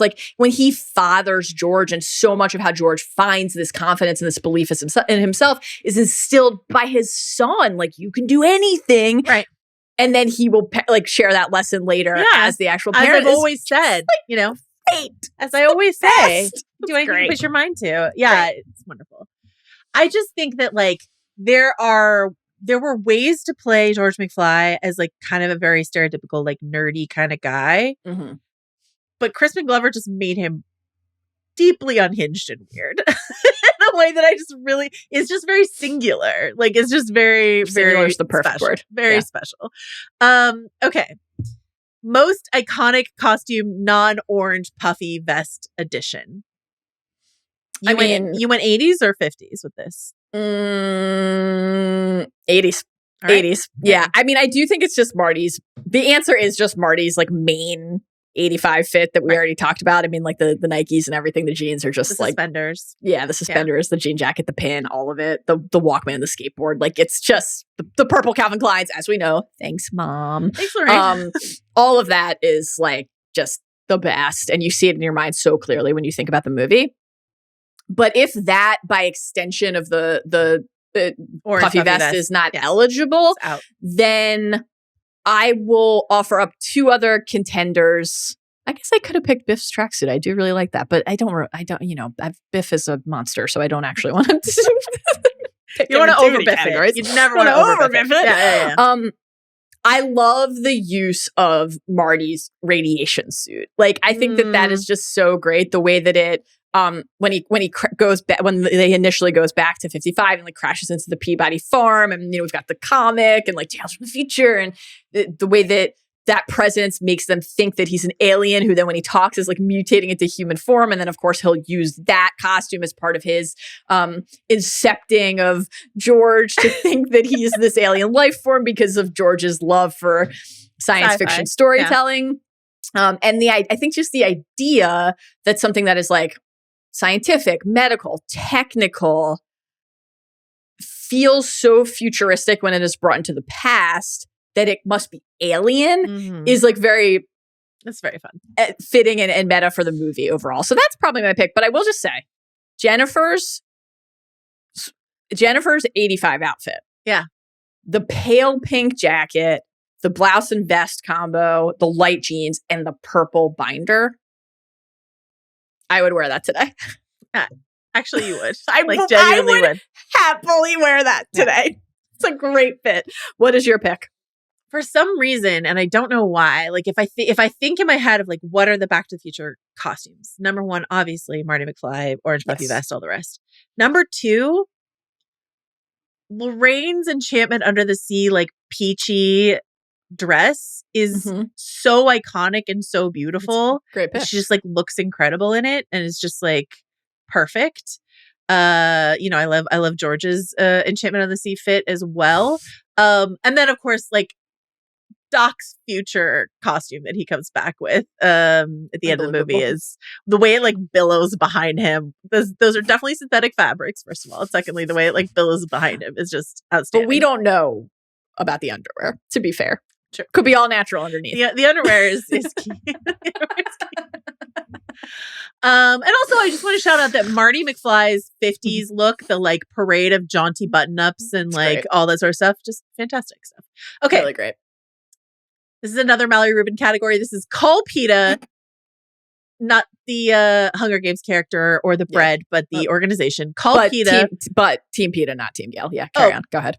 Obviously Team PETA. You're demented if you're Team Gale.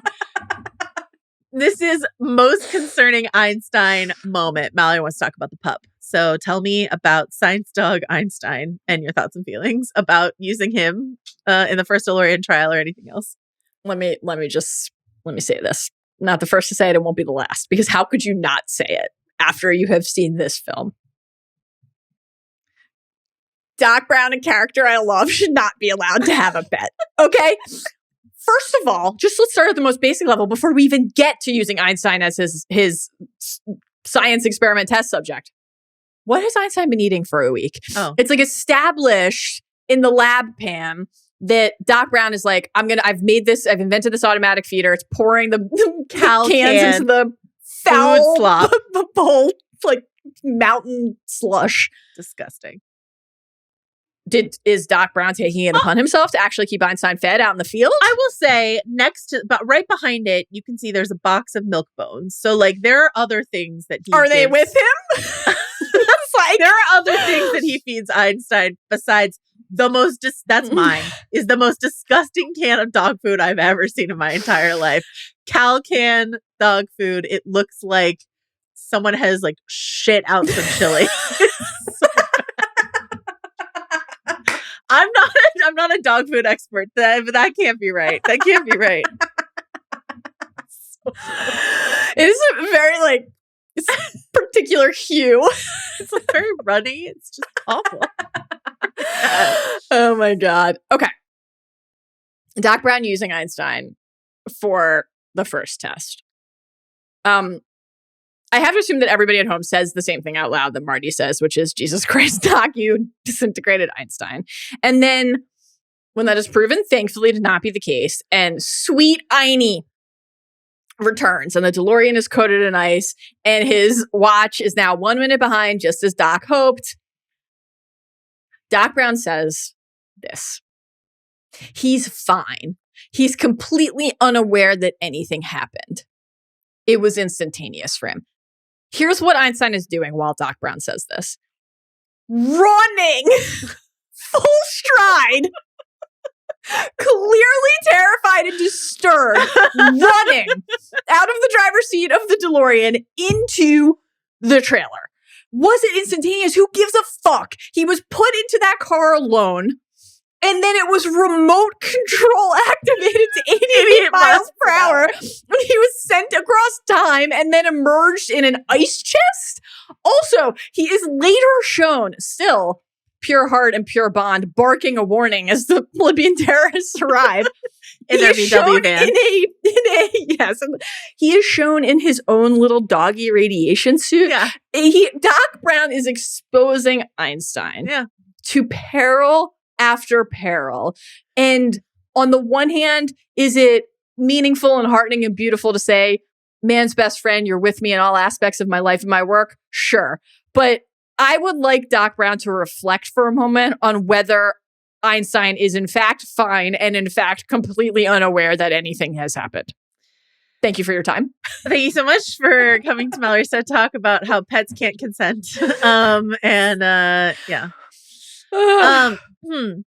Quick pet story, by the way. I took my cat to the vet yesterday and just for our annual whatever and re-up some shots. And I warned everyone at the vet hospital that she was really mean. And she drew blood from no fewer than 2 vet techs at the vet. That's just who she is. Wow. So, with teeth or claws? Claws, right? Because yeah. Oh, claw. Okay. Yeah. Jeez. Favorite example of Back to the Future franchise's cultural impact. And you were like, clarifying question, because I put a Cubs-based example in the notes, and you're like, is this a franchise? So franchise as a whole. Okay. My answer actually is larger franchise based. Tell me, what do you have here? This is my in-theater experience. So, oh, exciting! Okay. When I saw Back to the Future 2, so I was like 9 or 8, maybe even 7.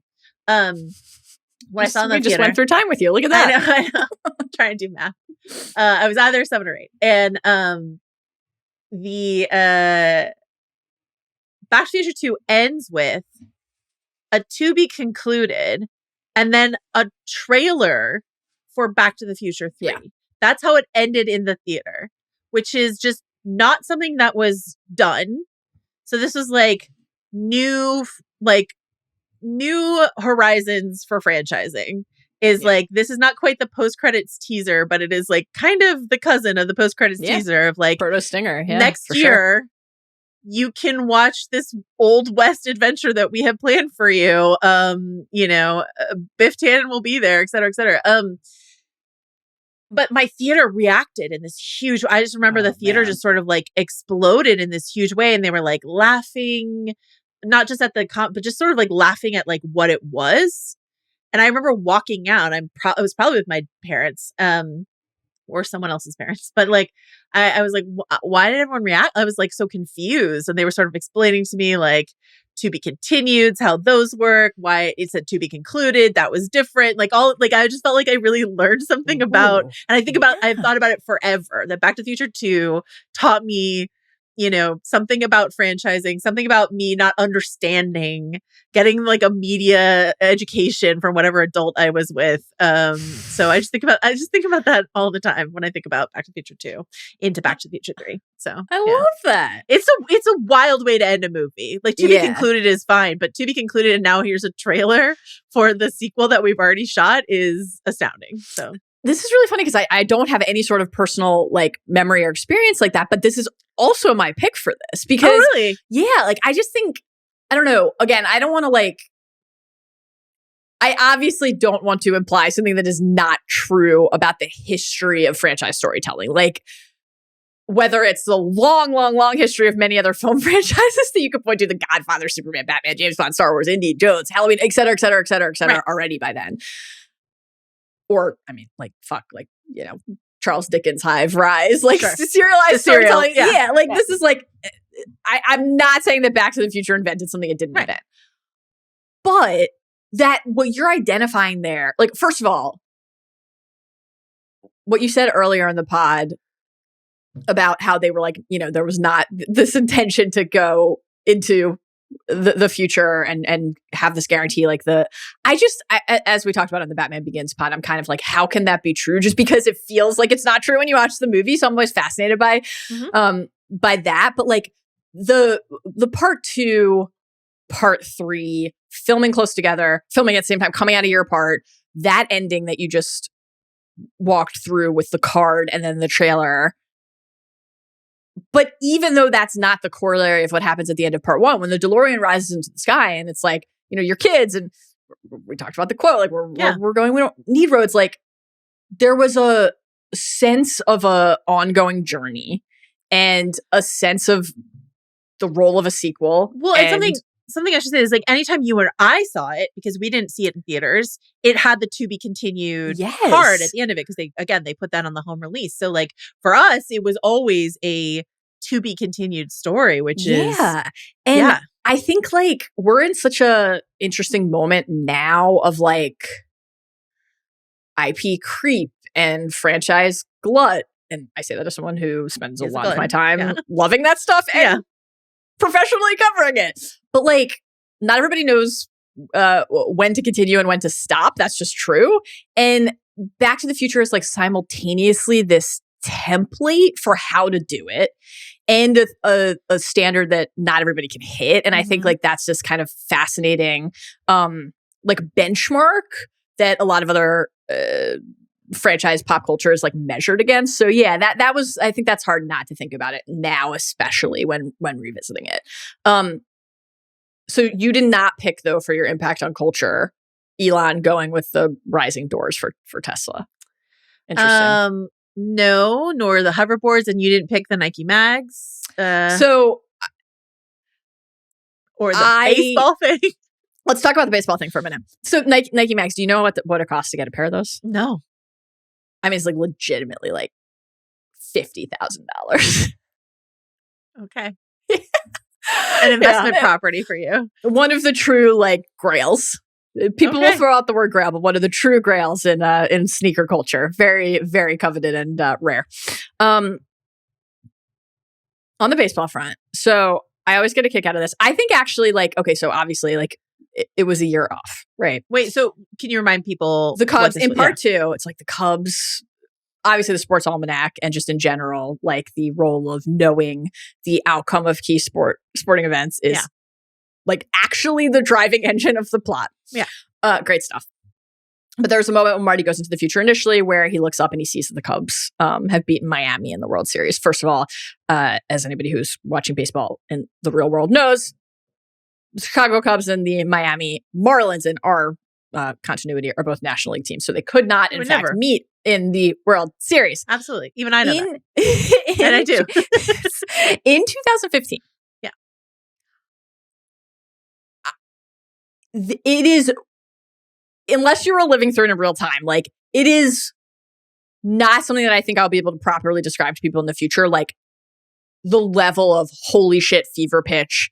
It was Back to the Future Part 2 right about the Cubs because they made the NLCS that year. Yeah. Like they went really far. They were one of the best teams in baseball. And famously, of course, the Cubs had a, century-long World Series drought.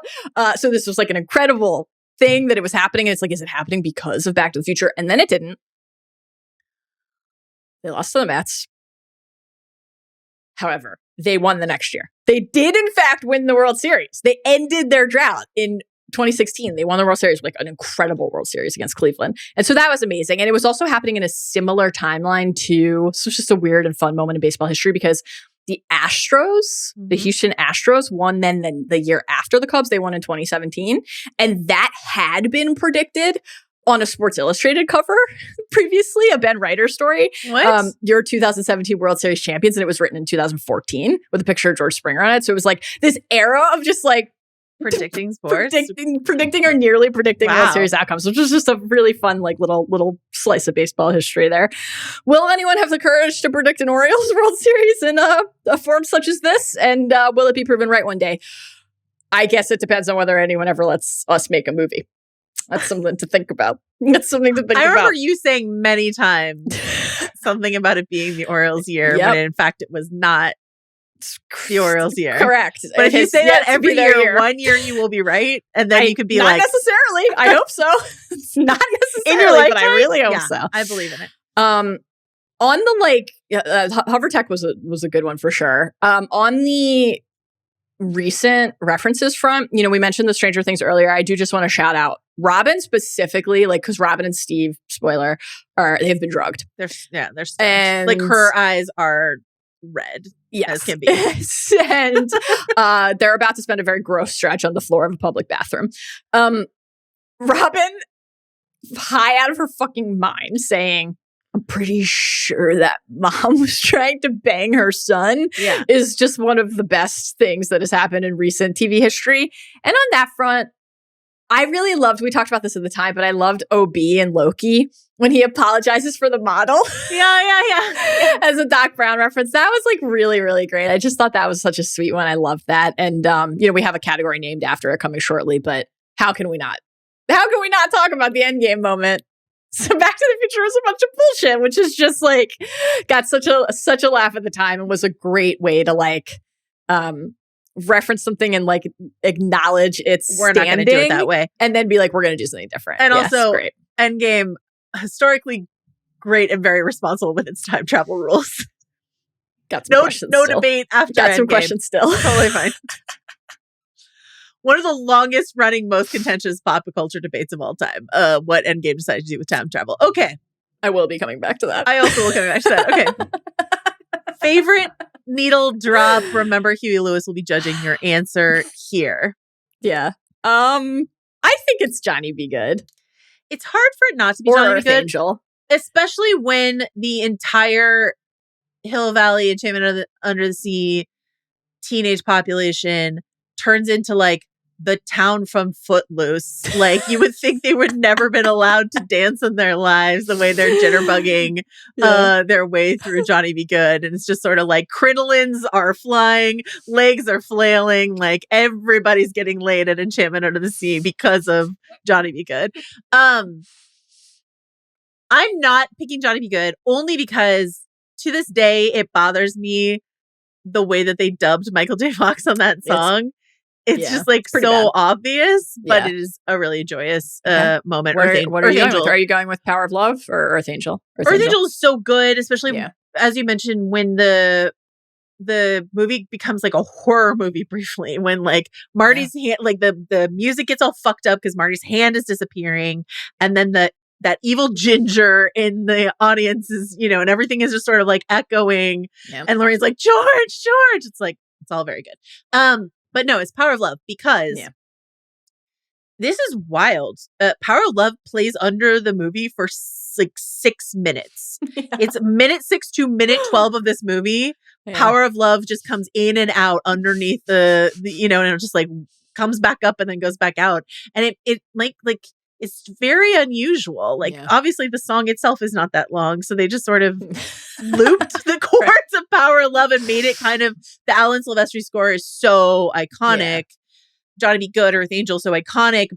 Back at the weird anachronistic use of Back in Time that plays diegetically on Marty's alarm clock radio, even though the lyrics of Back in Time are about Marty McFly and Doc Brown, but it's playing inside of the movie. That's fine. Mm-hmm. Power of Love is so good. Still a banger. It plays when you're in Safeway now or whatever. But there's a title card at the beginning of this movie where it's like Power of Love performed by Huey Lewis and the News. And I was like, why does it get its own title card? That's wild.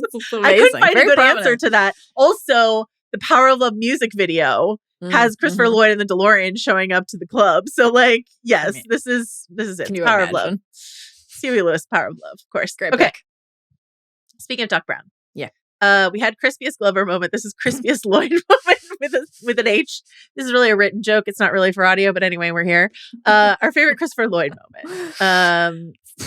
We haven't talked nearly enough about Christopher Lloyd in this movie. So we want to give our love and respect to Doc Brown. Do you want to hear the fun fact I figured out about Doc? Maybe you already knew this, but tell me.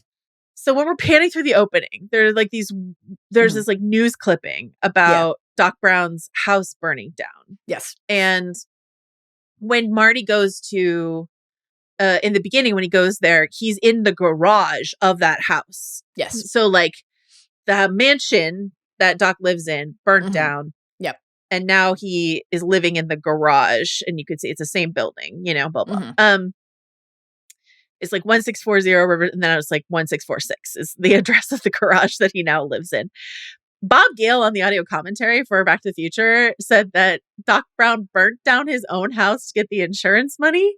And you know that because like he has like a lot of his stuff is in the garage. So he just like moved all of his stuff to the garage and burnt down the house. Because like the headline of the newspaper is like, disgraced ex-millionaire, scientist. One theory I saw was that when the police rolls up to Doc and he's like, do you have a permit? And Doc like bribes him with, I think it's like $50 in 1955. I got a permit. That's a lot of money. Like, so how often was Doc Brown just like shelling out tons of money to bribe cops so that he could do his weird experiments around town?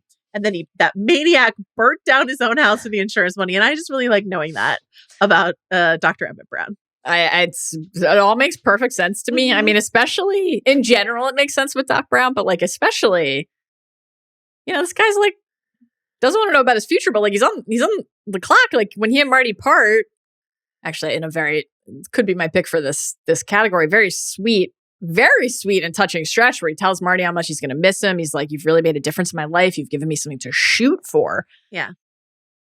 He's like, I got 30 years till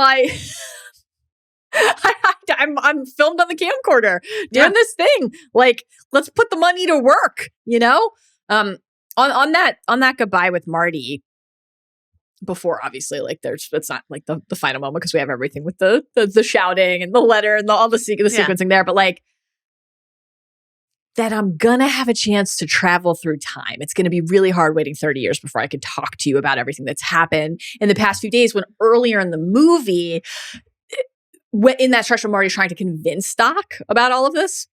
And he says that Doc has that moment where he's like, I finally invent something that works. Like, I love how in these movies, like even the guy who cracked time travel has like no confidence. Yeah. It's just one of the really endearing aspects of the character set in this story.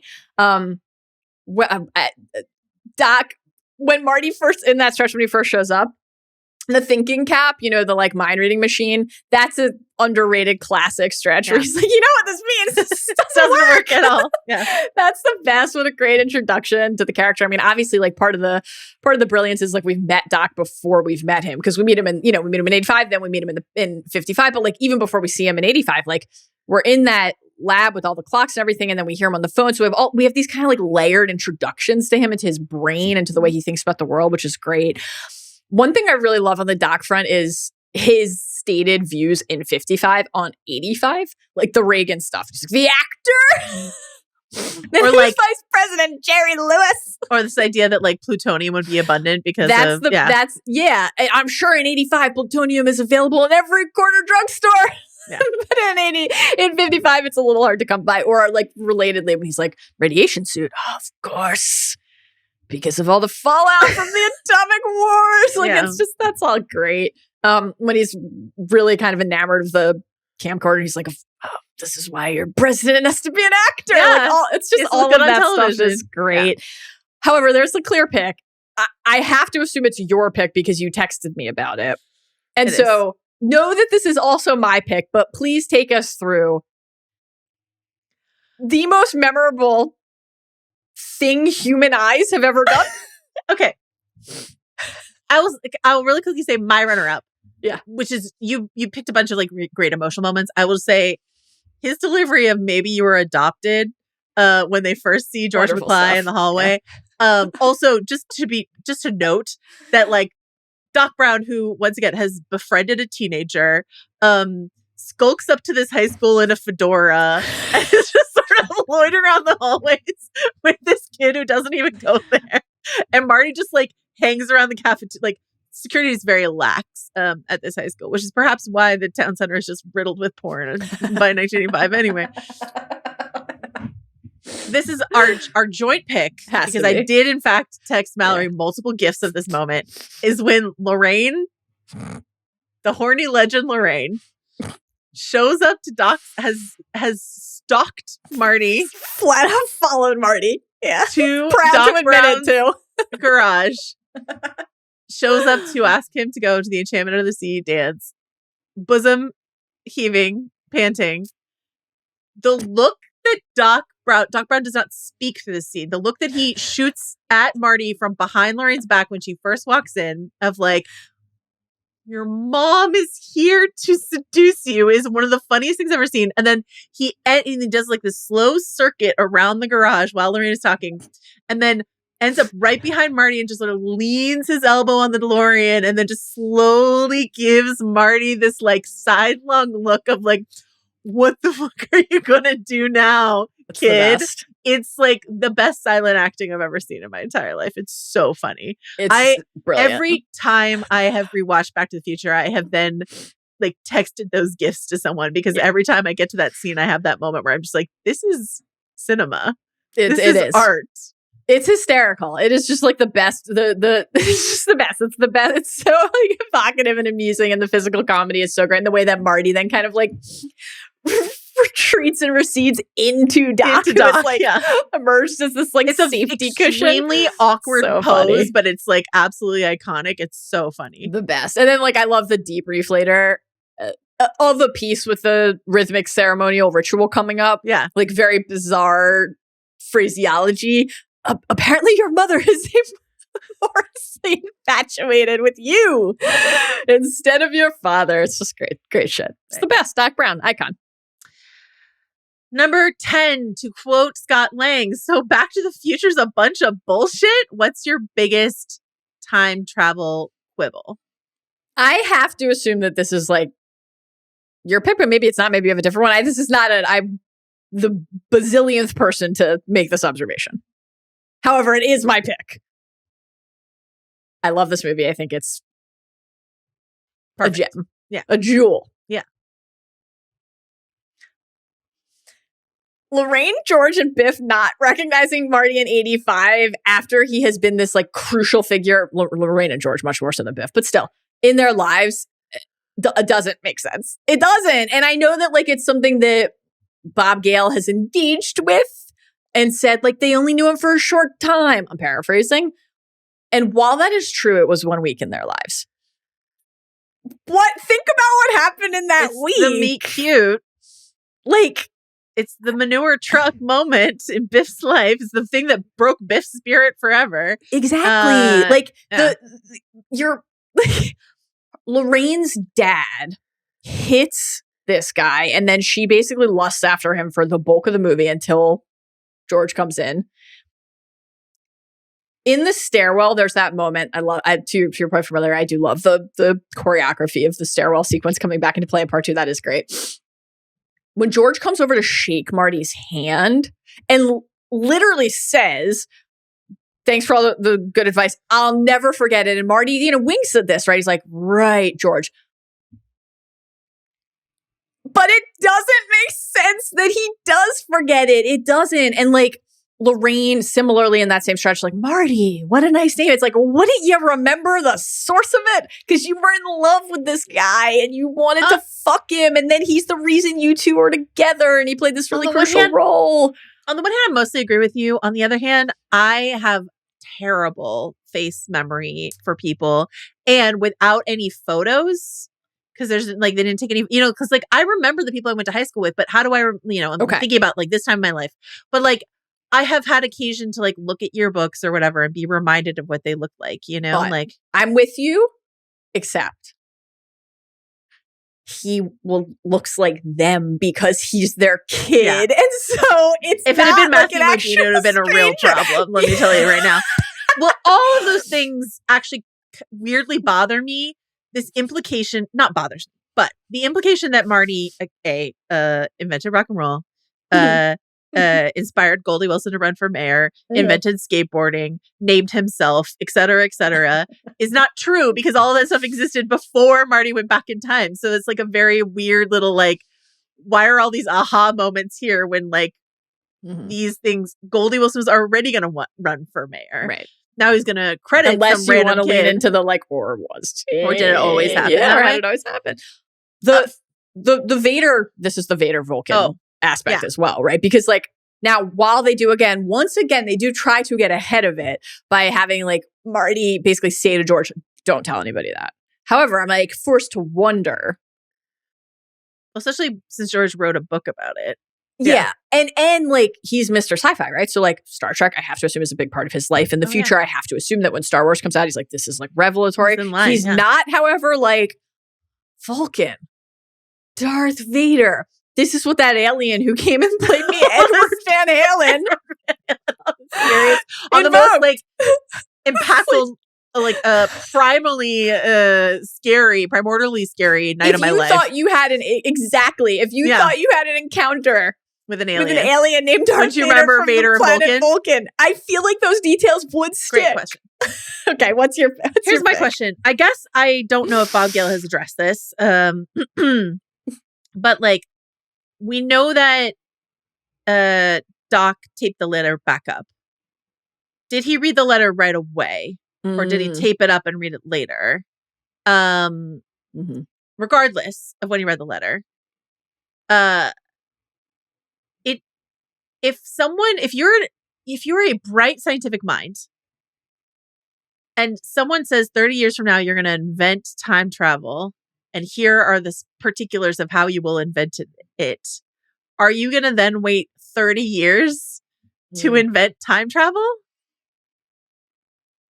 Doc Brown is just like, I'm just going to sit on this for 30 years because it'll mess with time for me not to. Well, you're inventing time travel, sir. So like, by definition, you're messing with time, right? Anyway, that's all I have to say about that. It's not a big That's deal. A good one. I like that one. All right. This is the most important part. Yeah. Number 12 and 12.1. So number 12. What's the horniest moment not involving incest is number 12. And I think you can guess what 12.1 is, but we'll get to that in a second. So what is the horniest moment, Mallory Rubin, not involving incest in Back to the Future? Okay. So we already talked about the Hill Valley Town Center, just like adult entertainment HQ. Adult with porn. Orgy American style. Porn HQ, Hill Valley. Wild stuff. I think there's a clear pick here. And it is adjacent to some of the stuff we've already talked about. Jen, like, you know, finger on the lip, watching the Pinheads play, and Marty and Jennifer are talking about how they're going to take some sleeping bags to the lake. It is Marty doing the distracted boyfriend meme. Checking out the aerobics girls. Turning to just blatantly stare at the asses of two leotard-clad women who have... This is after earlier he goes in town, he's waving at the women 100%. Doing aerobics. And Jennifer's right there. Jennifer does not react. Jennifer's just like, come on, like just sort of like draws him back into the conversation. Just like boys will be boys sort of moment for Jennifer. Just like gotta be that.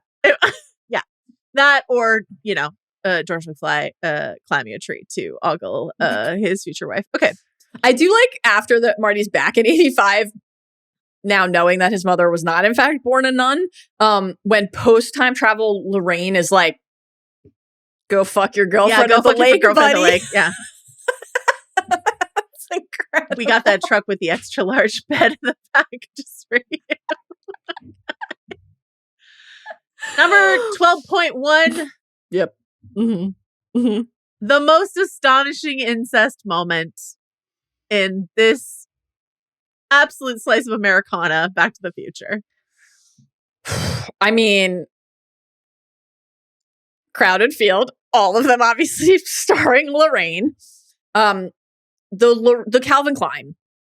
The Calvin Klein bedroom scene is, I do think there's some stiff competition here, but it's phrasing. You know, if you want to just say that's the pick, it's like, sure, yeah, of course, that could be the pick.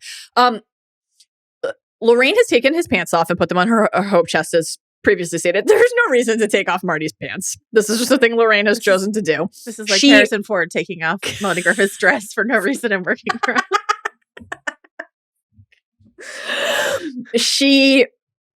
When she moves from across the bed to sit on the bed next to him, causes him to recoil so rapidly that he just falls over, out of bed.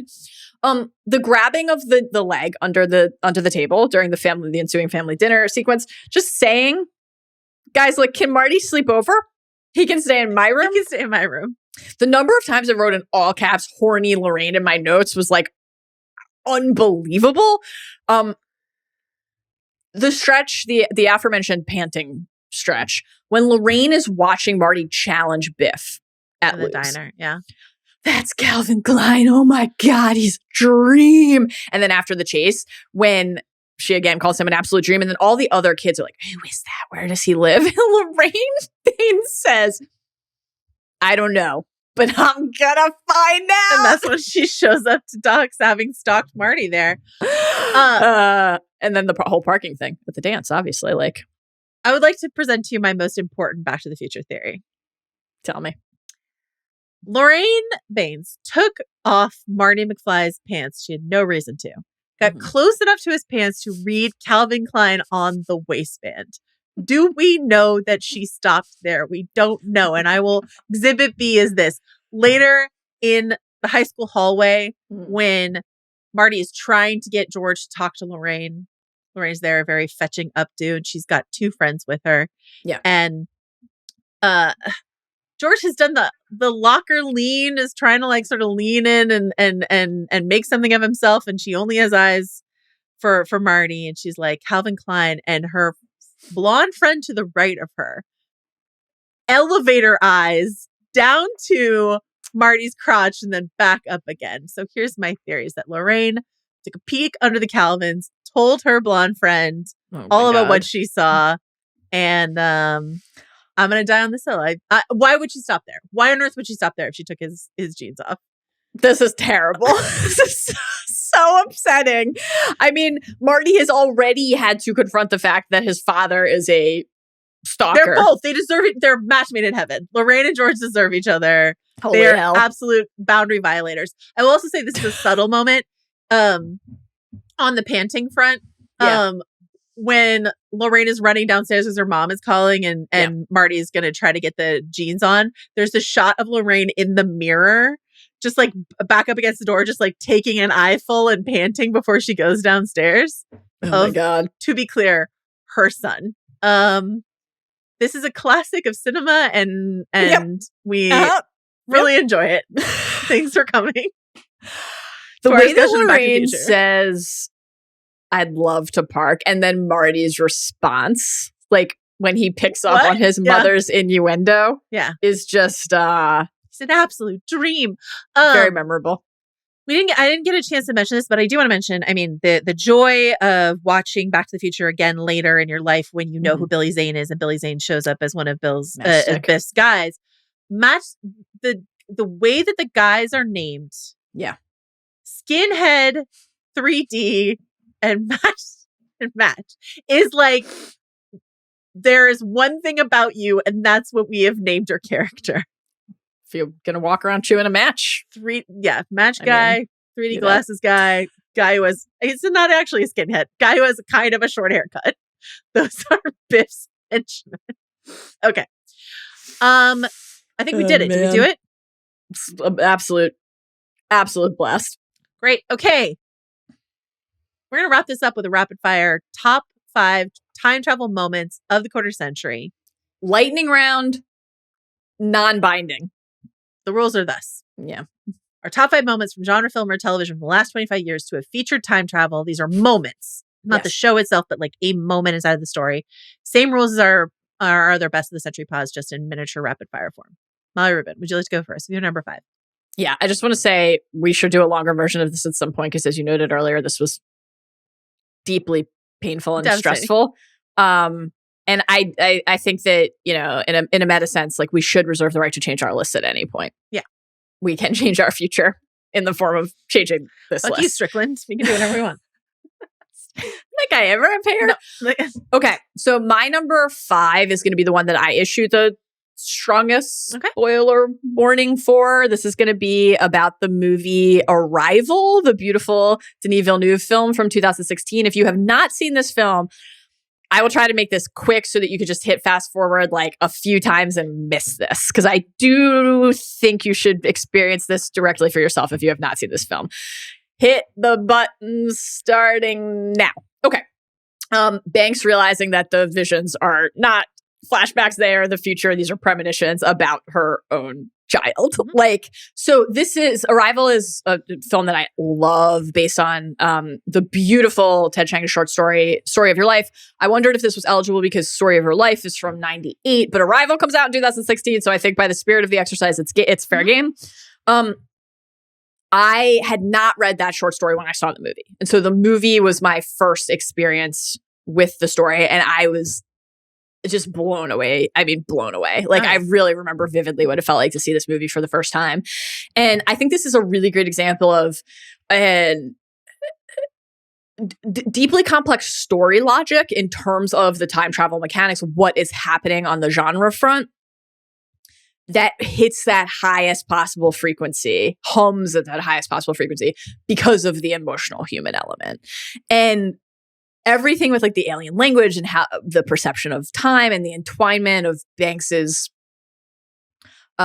learning to understand the language and how to communicate by starting to experience her life across time. This like future events are memories and ingrained knowledge, and this the time and the sense of your own life ceasing to be linear, and what she learns about like the truth about her child and her decision then to live her life a certain way anyway, and what she withholds or shares when, and the impact that has.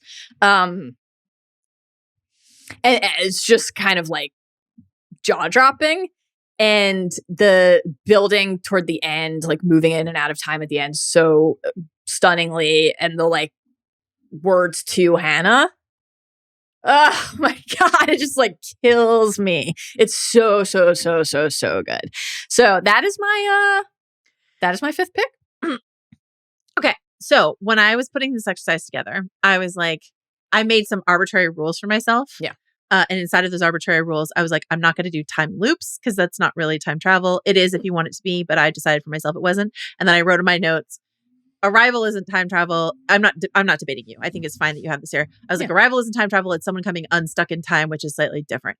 And then I have multiple unstuck in time. And then I picked for my number 5 something that absolutely breaks all those rules. So I'm not holding you to anything because I squeezed in something that didn't follow my rules. But I thought about Arrival a lot, and then I decided I was not going to do Unstuck in Time, but I think Unstuck in Time is perfectly valuable. And I think it means that you might have a different pick from a show we both love than I do. So I do, and I assumed you might think I would have that. Yes, and that I'm counting on you having something else and us being covered there. I do. Okay, my number 5. This is my sort of like broke my own rules for this, which is episode 6 of HBO's Watchmen.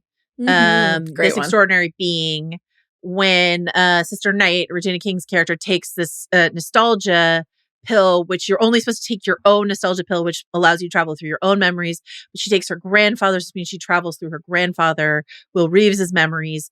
And you know, most of the episode is in black and white. Yeah. In this sort of dreamy, her going in it. So again, this is like, is it time travel? She's kind of traveling like psychically through memory, maybe not, but what it does is allows for some of the things we talked about earlier in terms of like, this is her, you know, this is her ancestors' life. It allows her to experience, and the way in which Stephen Williams, the great Stephen Williams, who directed this episode, and Cora Jefferson, who wrote it, like, the way the camera moves around so that occasionally she's in place. So Jovana Depo is playing the young version of her grandpa. Great performance. Yeah. Danielle Debweiler's in this episode. Great. But occasionally the camera spins around and it's her in his place.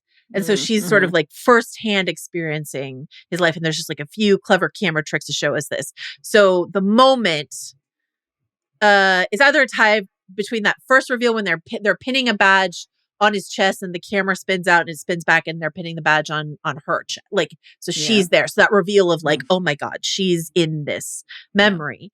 And then much more powerfully later in the episode, harrowingly, there's like a lynching scene and it's like, it's him being lynched and then it's her. And so this idea of like experiencing something that your ancestor experiencing a time in our culture that is different and to Watchmen's point, not so different from the time we live in now.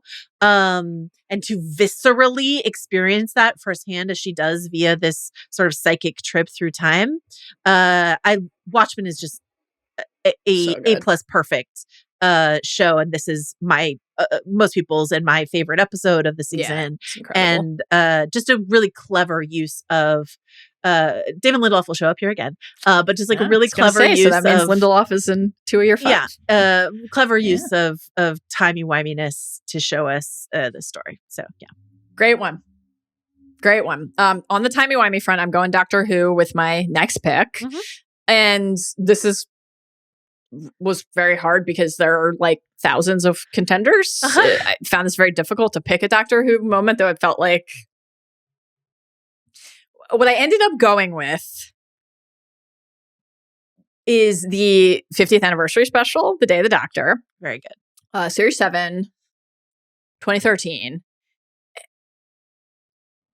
We talked about this a lot when we did our Doctor Who journey together, but 10, 11, the War Doctor, and the moment with Rose Tyler's face sharing this space, sharing this moment. This is like what you were saying earlier, or something that we love, whether it's Loki or elsewhere, like confronting different versions of yourself. You know, it was so, I mean, first of all, it's just like a thrill to have 10 and 11 in an episode together. And obviously I could have gone pure comedy here with the compensating for what regeneration. It's a lottery, which is just also just incredibly memorable and wonderful. Very good. But you know, I love the way that we get in this stretch when the moment Rose is communicating with the War Doctor about 10 and 11. And we get the incredible, they're what you become if you destroy Gallifrey, the man who regrets and the man who forgets. It's just like, you know, it's historic. It's the best. And like the build up to that of the War Doctor looking at both of them and saying like, "Ooh, the way you both look at me, what is that?" I'm trying to think of a better word than dread. Like it gives you a chill. And then of course the question about how many children died, and 10 has the number ready, and 11's like, I don't know. And what that does to 10, like, where can you be now that you forget something like that? Spoilers. That scene is just so fucking good. So that's my Doctor Who pick, confronting different versions of yourself and staring that in the face and then finding a way forward anyway. Incredible pick. I went with a much more frivolous Doctor Who pick, which is, I mean, series 3, episode 10, Blink. Because it's a really fun paradox. So this is where the phrase wibbly wobbly timey wimey comes from, is this idea, if you've never seen Blink, that this character Sally Sparrow, is played by Carey Mulligan, finds this DVD or on these, well, actually another character's found that, but they've assembled these DVD clips of the Doctor having a conversation with blanks in between, and transcribed what he's saying, and then eventually that loops and loops into an actual conversation that he's having with Sally through time.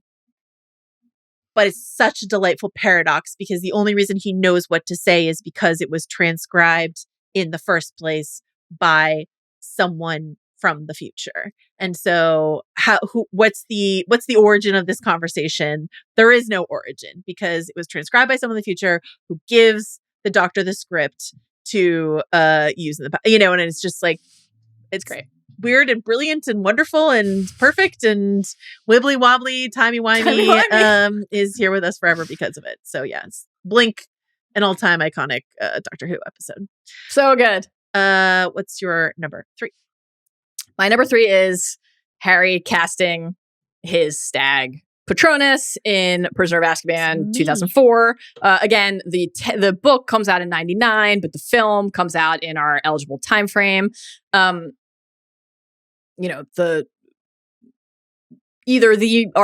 most or one of the most successful film adaptations in the franchise, right? So I'm not going to have a lot of, I don't think, film selections coming for the Harry picks across our series, because I'm often like, but I think the Azkaban movie, phenomenal, just one of the stronger ones. Mm-hmm. The use of the time turner, certainly a perilous device to introduce, but at the end of Azkaban, used, I think, quite effectively. The ticking clock of the dual effort to save Buckbeak and Sirius, the Dementors attacking across the lake and descending, and Harry thinking that his dead father is about to arrive to save them. He's sure, and then it clicks. And he casts the Patronus, and it's like he struggled all year with the Dementors and with learning to do this. And here it is, like the full-bodied, corporeal stag taking the form of his father's animagus. And as he says to Hermione, I knew I could do it this time because, well, I'd already done it. Yeah. Does that make sense? And, then there's like a lot of book to film swapping of the subsequent lines, like who in the Dumbledore, Sirius, Lupin stretch, who gets what, but the kind of key sentiments are intact. The ones that love us never truly leave us. This, of course, very core idea of believing in yourself and fending off the evil forces, preying on despair by tapping into feelings of joy and empowerment and literally using them as a shield, which, if only the author of this story remembered any of those lessons, wouldn't that be great? Wouldn't and not the deeply tragic place that we instead find ourselves in currently with J.K. Rowling and her horrific transphobia. Terrible, obviously. Terrible. It's a great pick. And it's that stretch is so enormously satisfying as Hermione figures out that it was like her that made the sound, that like all that sort of stuff is just like, it's a little puzzle locking into place. And then the emotional climax. Great point. My number 3 is from the Richard Curtis film About Time. Bill Nye, Donald Gleason, Rachel McAdams. A film that I don't love. Mm-hmm. I have some ethical concerns about what it means to court a woman when you can just like go and do a do-over again and again and again without her knowledge or consent. I have some questions about that. Yeah. So I have some questions about that part of the movie.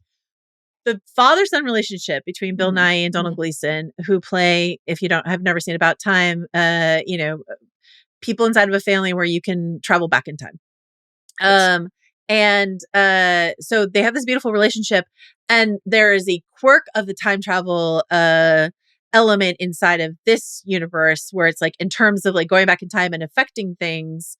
Yes, you go back in time, you can change things. So you get do-overs again and again and again. And then you have a kid. And if you go back in time before that kid was born, then you will change who that kid is. And there's a horrifying part where like he comes back and his kid is different and he has to like fix. And so then he encounters limitations on the time travel. Right. And so then he encounters a moment when he has to say goodbye to his dad because his dad is dying. He can't forever spend time with his dad in the past because the kid is coming. And that means he can no longer go back before the kid was born, or else he will mess things up for the kid is coming. So it's this ping pong game between father and son of like, he's come back in time to spend time with his dad. This is the last time. And then they together break the rules and travel. It's very emotional. And travel back to a day by the seaside when he was a little boy and his father was younger. And I don't love that movie, but I rewatched this clip on YouTube sometimes because I just find it so profoundly emotional. I love Donald Gleason so much. Same. I love Bill Nye in this role so much. And just this inside of a story about never-ending revolving chances, and then it becomes a story about what it means for things to be finite and what it means for our main character to eventually choose to not use this thing that he has and instead just value the day that he's in, be present and be appreciative and live every day as if you are you are living it again, is just a beautiful message of that story at the end of the day. And just that sequence just absolutely guts me every time. It's really good. Yeah. Great pick. Thank you. My perhaps unsurprisingly top two are from Avengers Endgame and Lost. I just found it impossible to not like. I guess kind of impossible. We'll hit maybe very quickly just some other stories we considered for honorable mentions. But I had one that was very painful to leave off the list, but I have a good reason why I left it off, I think. So yeah, my Endgame pick is something we have talked about many times previously together. Steve and Peggy sharing their dance, which like we've got a lot of questions and notes as a result of still, like obviously all of the Bucky questions, of course, the time travel implications of Steve's choice. This is something that, as we've discussed before, the directors and writers of this movie do not agree on. That is like nuts. And that has I've added plenty of fuel to it already. One of the biggest movies of all time it's already ever. Get your story straight. That's just wild, of course. So got plenty of questions as a result of this. But I have to say, like, none of that, and this is not always the case. There are plenty of stories where I'm like, boy, if I have this many questions, it like really saps something for me. Like, this moment just hits so hard for me every time I watch it, because there's, of course, the Cap and Tony kind of inverted ending part of it where Tony has made the sacrifice play, and then Steve, as we hear him say, like, gets to try some of that life that Tony's been telling him to live. Mm-hmm. And like what it means for Steve Rogers, but also for us as fans of that character in these movies who have spent so long with him, to watch him allow himself to be happy, to share that dance, to hear It's Been a Long, Long Time play, that to enjoy and just relish for a second, like the beauty that's waiting for you after all of the things you did for other people. And like where we build and where we go, all the way from like, you must have danced, figured I'd wait, to actually seeing them sway there with each other. Like the fact that this is like the prospect of dancing with Peggy is the thing that Wanda and Ultron weaponized to torment Steve. That's how big this was, right? Like, it's just such a beautiful, hopeful note to end on for Cap. And I'll despite all of the questions that it raises about the timelines and everything else, I will never stop loving it. I came really close to picking Tony and Howard. That's mine. Amazing. I was hoping it would be. And I think this is wild, because like usually you're the Tony. I mean, we're both Steve people, but like usually if it comes down to it, you will be more inclined to go Tony than I will. And I always go Steve. But in this case, I'm going Tony, because Tony Stark comforting Howard Stark on the eve of his own birth, on Tony's own birth. And I think, this is my favorite Downey moment of the whole series of films, TBD, because I guess he's coming back. But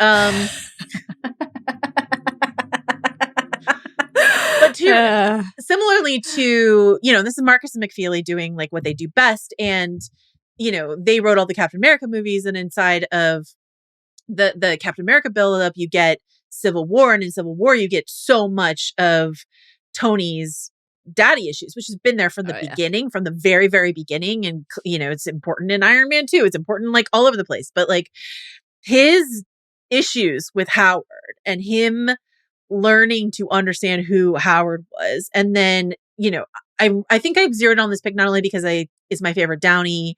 I love this for Tony. I think this always really gets me, but also just like having just watched Back to the Future, this idea of like a son getting to father his own father, the idea of Tony, now a father, having a different, point of view when it comes to Howard, getting to watch Howard's excitement and anxiety, for his son coming, and, offer him comfort and tell him he's going to do a great job, even though we know he's not, all of this sort of stuff. But just like giving him that grace. Yeah. Yeah. Is just really powerful. And again, it's just sort of like, what's the opportunity?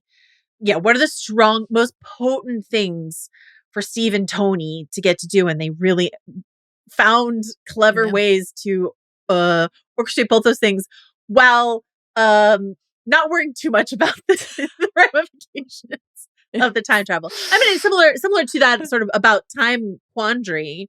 This is when Tony's like, I have too much to lose. Like, he's got a kiddo. Like, I can't fuck around with time. Yeah. I've got this really important thing here. Sweet little Morgan. Yeah. Morgana. That's a great one. And that stretch at Camp Lehi going from, everything with Tony and Howard is incredible. Shout out canned sauerkraut. And also Howard just casually being like, Zola, my guy. But of course, that's also where Steve, sees Peggy. Yeah. And sees the skinny Steve photo on her desk. It's just like incredible stretch in that movie. The pimp visually, the pimp particles. When you're like going back to the Future, it's like that's just exactly what the plutonium does look like. Identical. Them like sneaking around, Avengers Tower or whatever it is, sneaking, the Caps finding each other and stuff like that. Like that is all America's ass. Yeah, all that stuff is like so. Back to the Future too. You can't even stand it. Okay.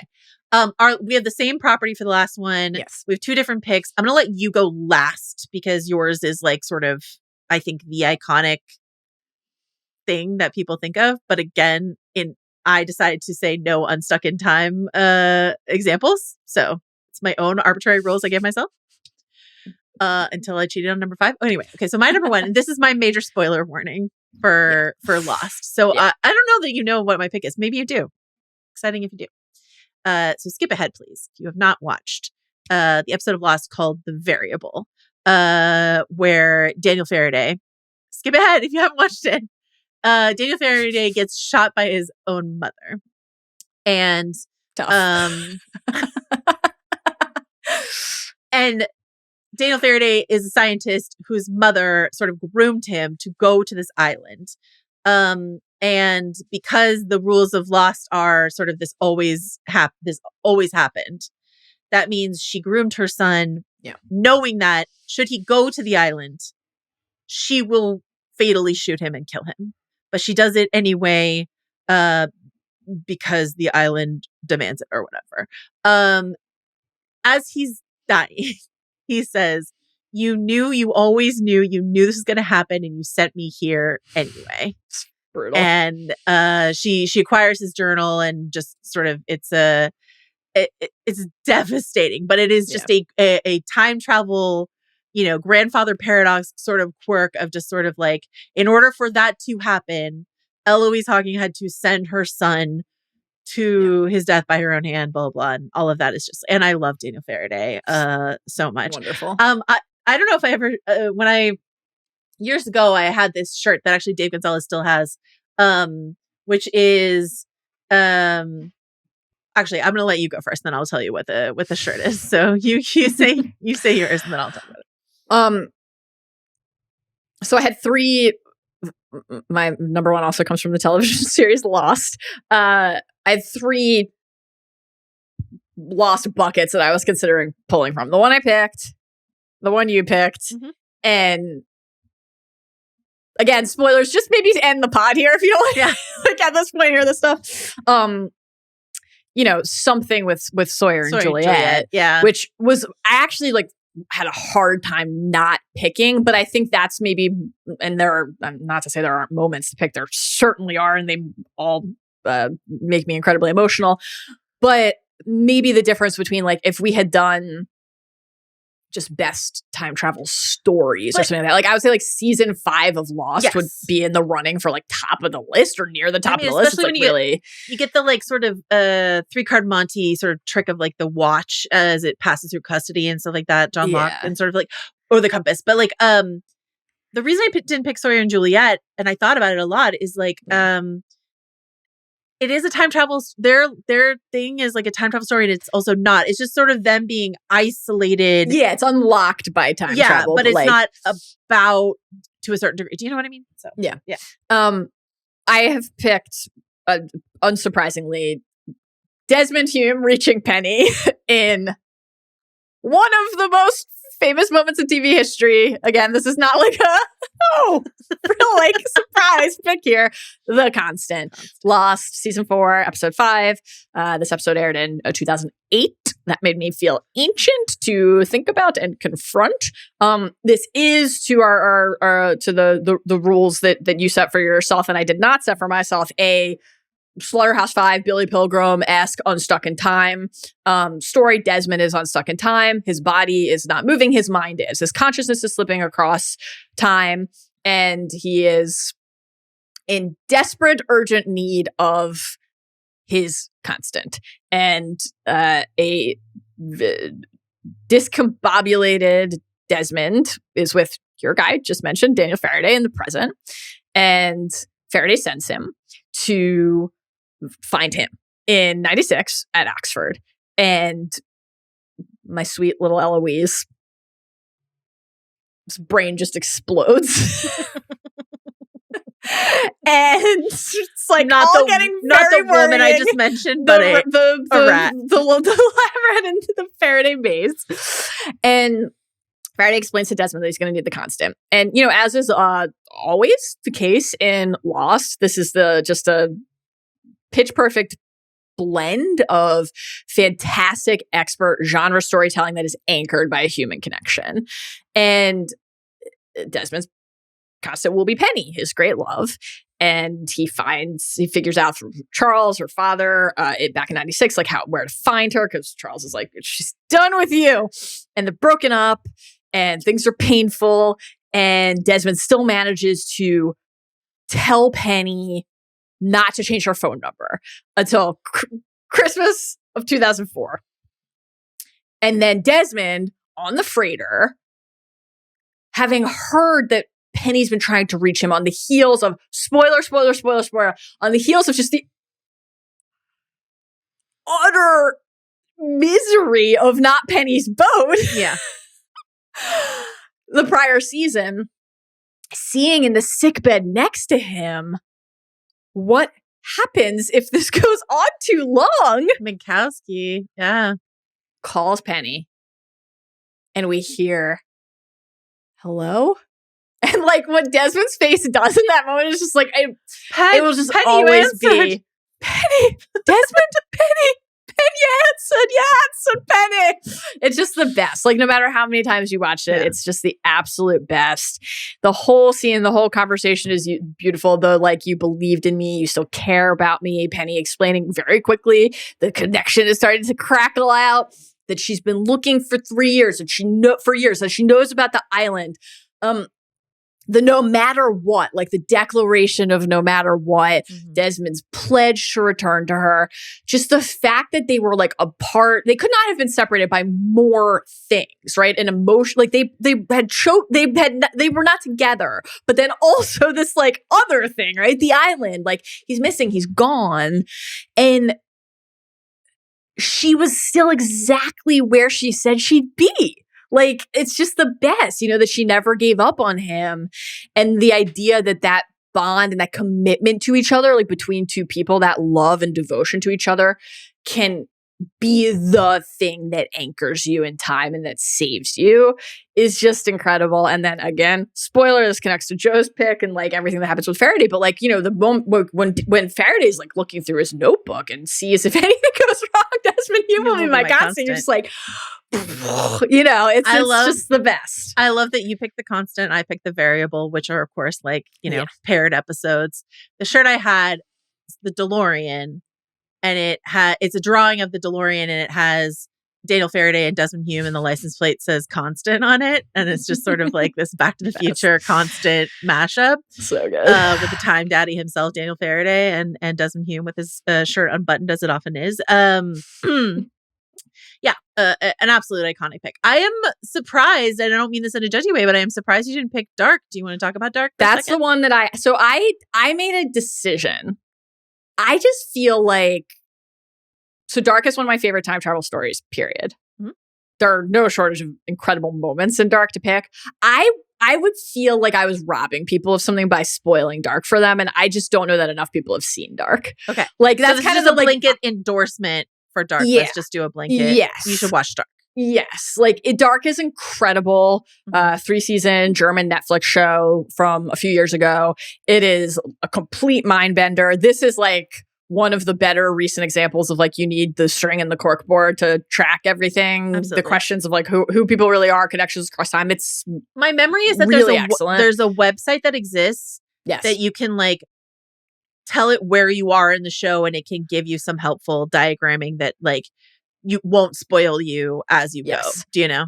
Yes. I think that if we had done maybe this is a dedicated episode and I felt more confident that people were like, I'm in for whatever and I don't care if I'm being spoiled, I've opted in, I would have maybe put dark on the list. Or if we were going longer, I don't think I would have been able to abide by my own don't spoil dark for people rule. But just the fact that it was like, again, if we were just talking about stories, it would have been on my list. But moments, I kind of felt too guilty revealing some of the twists and turns in dark to people. A couple other things I had a really hard time keeping off. Fringe, I had a really difficult time keeping off because I love Fringe. That was painful. Obviously, like we said we're just doing like TV and film. That's why if anyone's like, wait, why didn't you guys talk about like This Is How You Lose the Time? This Is How You Lose the Time, or like Alchemist Gate or something like that you guys talk about all the time because they're books. They're books. Or stories. Yeah. In leaving Edge of Tomorrow. Edge of Tomorrow, Live Die Repeat. In leaving off time loops, I cut out Russian Doll and Palm Springs. But those Palm Springs was on my honorable mentions as well. Yeah. And then on the non-US show front, I will shout out Life on Mars and its sequel Ashes to Ashes, which is not really I don't want to the premise of the show is like, this in both shows, a policeman in modern day UK gets shot, is on the brink of death, and then wakes up in first the 70s and then the 80s and has to like solve crimes in this fish out of water sort of thing. But like finding out why they're there is part of the whole premise of the show. So it's really hard to talk about. But is it actually time travel is a question. But Life on Mars, Ashes to Ashes, I love those shows. So I wanted to mention them. And Life on Mars, both of those deal with those present day cops having to interact with their own family in the past. So again, that is just like always kind of interesting to me. Anything else you want to mention before we go? Just that there are a lot of great time travel stories, and this is like a really fun thing to talk about. I'm sure we'll do more of it in some form in the future. I think, we talked about this a lot with our speeches list, like how even with 10 in that exercise, it was tough to like not feel like it was like, well, I have to have something from this fictional universe or this fictional universe. With time travel, I was like really worried about like, oh my God, are we, because often the thing you discover is like part of the joy of the story. So it's like, obviously, hopefully if people have listened to this point, they decided to. So that's fine. We hope you enjoyed it. Watch Lost. Watch Arrival. Watch Back to the Future. I feel like most people listening have probably seen Avengers Endgame. So that was Don't worry about Avengers Endgame. Have you heard of Harry Potter? These are all things we talked about. Oh, man. Thank you. Incredible thank you to our team today. We've got John Richter, of course. We've got Jesse Lopez pinch hitting with an incredible out of time baseball cap and Back to the Future t-shirt on. So really committed to the bit. Love that. Thank you to our Jenna Ringo Powell and to Joe Mia Dinner on the social. Mallory, thanks for going back in time with me. I'll see you in my dreams for Inception later this week, and then we will, fly through the sky together with Superman. So what a week for us. See you soon. Bye.